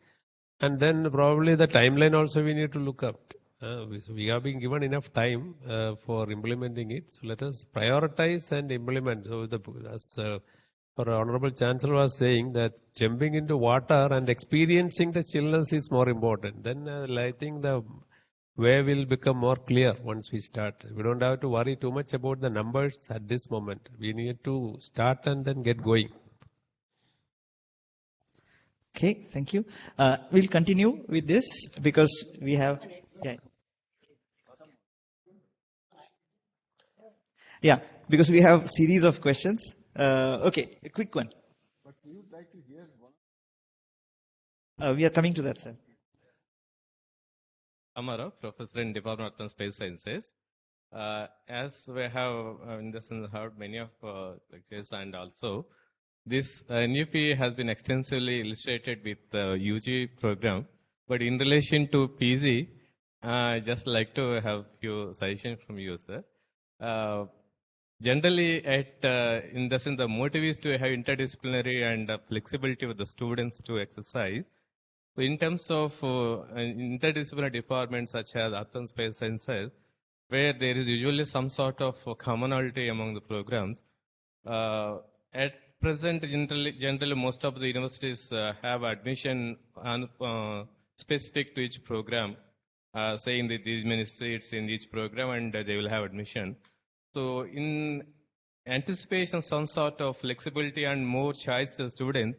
For example, if we like to have a common program, say PG in Earth and Space Sciences, and after having few courses, maybe the structure, is it possible that one can choose as a specialty course? Say, if he is interested in geomatics, of course he will be. If he is interested in astronomy and astrophysics, or earth sciences, or for example, any other course, after few, or maybe semester, or going through a little bit into the course and deciding the kind of specialty of this master's course, is it possible, or what are the implications on the thing? I would certainly rate your question as a very, very important point.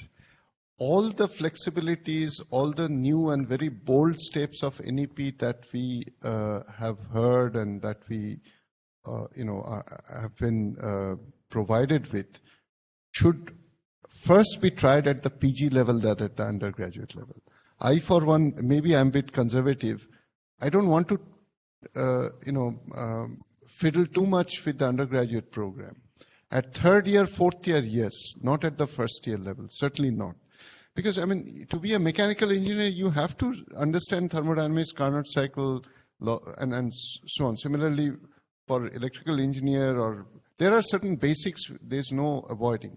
And to try too many experimentation at the first year or first 3 semesters of the 4-year program is not advisable. Because they all, whether a student is graduating from North America or South Africa or India, there should be certain level of uniformity in all of them. At the PG level, yes, by all means. And that's where we have a lot of flexibility, and we should make use of that. And for example, avionics is an ideal course, ideal model for postgraduate level experimentation. And you could be a leader. And we absolutely need such leaders. I mean, I was referring to Caltech. For example, today, one of the finest example or standard in space or in some of the very niche areas is one such institution. So why don't we create such, universal, international standard in the country, rather than trying to become same as all over? Yeah, I think that's my brief answer. Thank you, sir. Okay, so we'll quickly move to the next point, which is again related to the first question, but slightly more emphasis on the minor. It's not a new idea for IIST. We already had something similar in the program in the past. So inputs about minor streams, a lot of discussion already has happened. If there are a few questions or comments from the faculty, IIST faculty or students, that will be useful. Good afternoon, sir.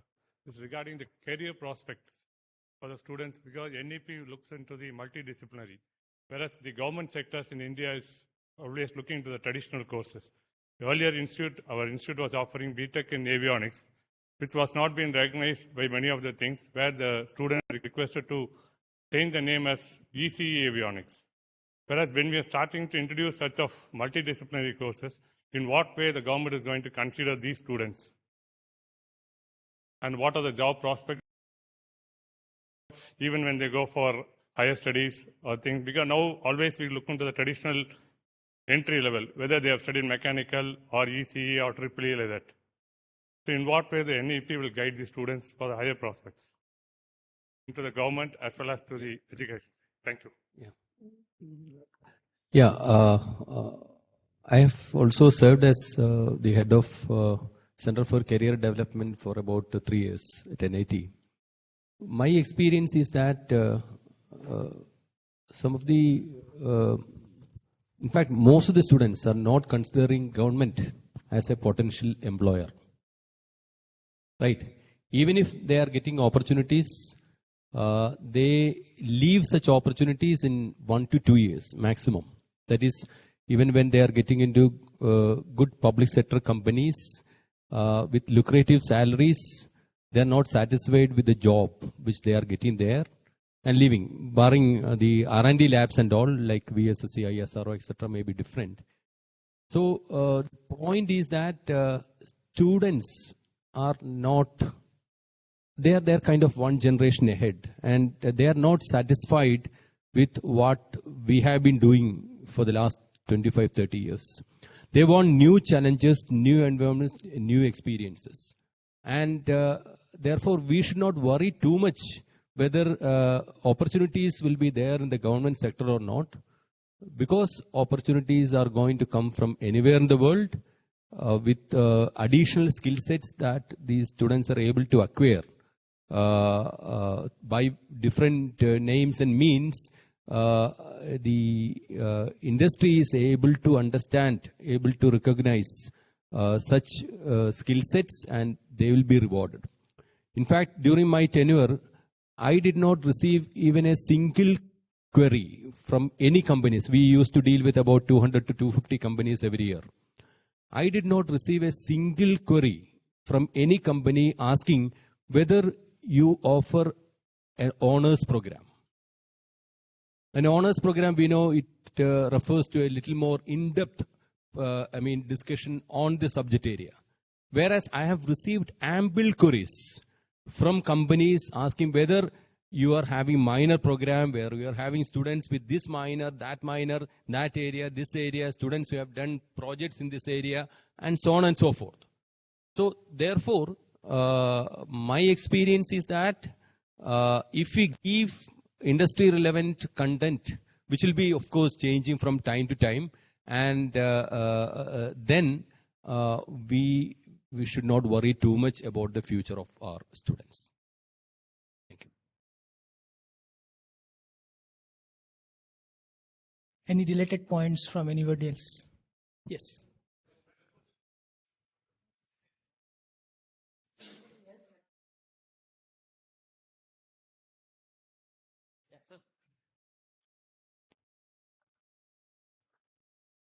Hello. Regarding the minor that you were formulating in NIT Calicut, if I remember, they are all oriented towards STEM. STEM is science technology. Can we have a minor in, let's say, law, literature, music? Can we bring that content also? Yes. Which we are just starting. This is the starting phase of the program, and this will be rolled out for the 2023 admission. For which the minor program will be starting in their 4th semester, which will be in 24-25 academic year. So we have about 2 years now. So we are definitely thinking of minor in such kind of domains like international studies, and even minor in sociology related areas also. So right now we do not have the expertise, so we need to identify partners basically to get those minor programs basically, and definitely that is something which we are exploring. You know, we did do a survey. Your specific questions, which are the areas they would like to. To our surprise, many of the students, they wanted on the legal aspects, management aspects, economic aspects, photography. These are the areas. Certainly you can think about it. But that's where you need to have cluster. You don't need to worry about having your own faculty, and that's not going to help. You have institutions in and around, have a tie-up with them. I think it should be possible. Because an engineer having certain legal knowledge is going to be very useful. So also management, so also their own area of interest. I think that's how we should look at it. Would you like to add anything? A quick point. This is where NEP can make a huge difference.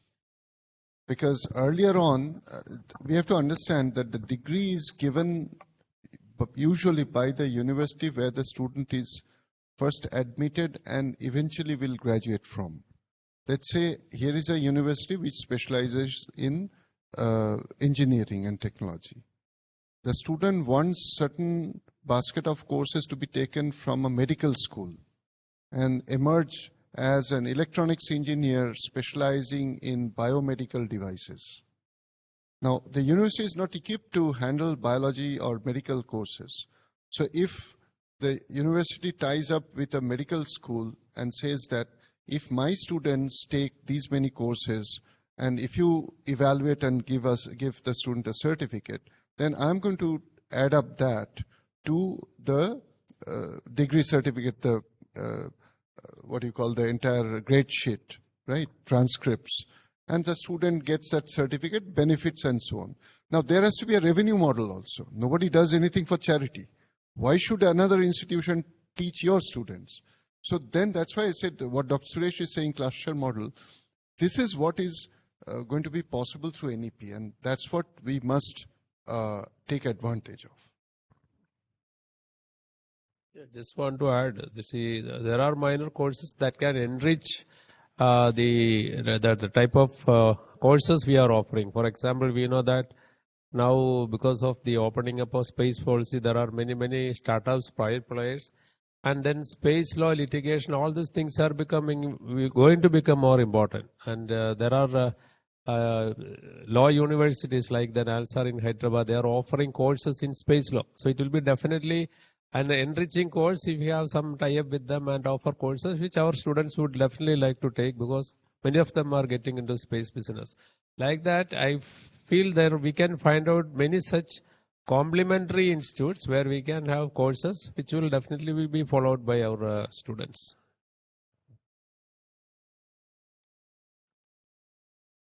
Thank you very much. So as we know, students are one of the most important verticals in any education system. So we want to hear our students, BTech student Amit Mishra from Aerospace Engineering. He has brainstormed with his faculty colleagues. So he want to ask a few questions on behalf of all the students fraternity of IIST. Amit. Thank you, sir. Thank you, sir, for the opportunity. Sir, our friends, we brainstormed yesterday for a quite long session. We get the collective questions. Many are already answered, but a couple of them are left, which I want to ask now. Sir, first question is with our director, sir.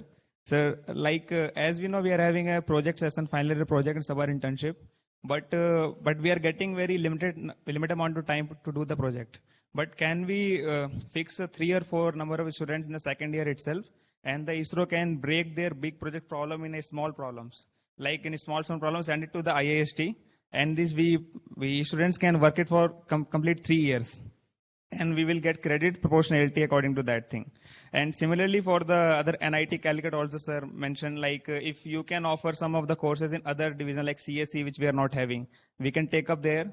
Another man, Professor Manna sir, told like why the NIR of higher ranking people take the student, low NIR ranking PVK students.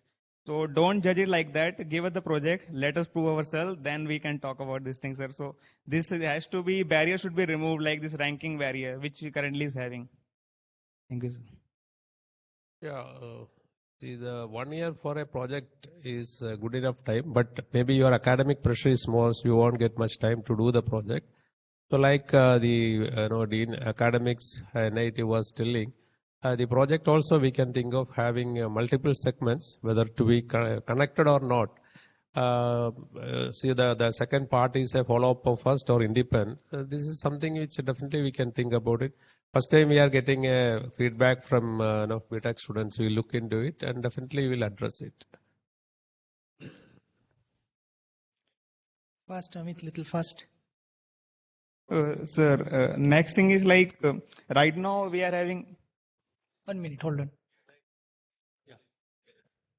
Yeah, definitely there are areas of interest which are complementary in nature between IIST and NIT Calicut, and we are definitely open to signing a formal MOU or collaboration agreement with IIST, so that we'll be able to, have you coming there, and our students will be able to come to IIST and experience the flavor of some of the cutting edge areas in which you are working.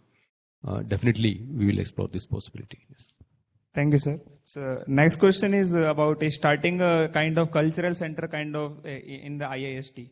Like we are having S-Space, IHRX, many projects are going on, but we are not getting credits for that. But similarly, in the cultural sector, nothing is there right now. Like for the drama, cinematography, dance, music, traditional languages, and all these aspects are not there. So we can cluster them in a single center, cultural center in IIST, and we can do the projects there. And same thing is we can get the credits for that. It will target all of these things. Means people who are doing the science, they can do better literature also. That can be proven also. So what are your recommendations on that, sir? These are all details. I think provision is there. I think as Professor Manna told, let us not go on extending. Certainly all these things are possible. I think we'll go to next question. Somebody else is having. Thank you. Yeah, anything else from, I think? No, somebody else. We wanted to get someone else. Yeah, I think there is some feedback from Mr. Hari Krishna, our PhD student. So you may please proceed with your feedback, because students' feedback is very important for this type of workshop.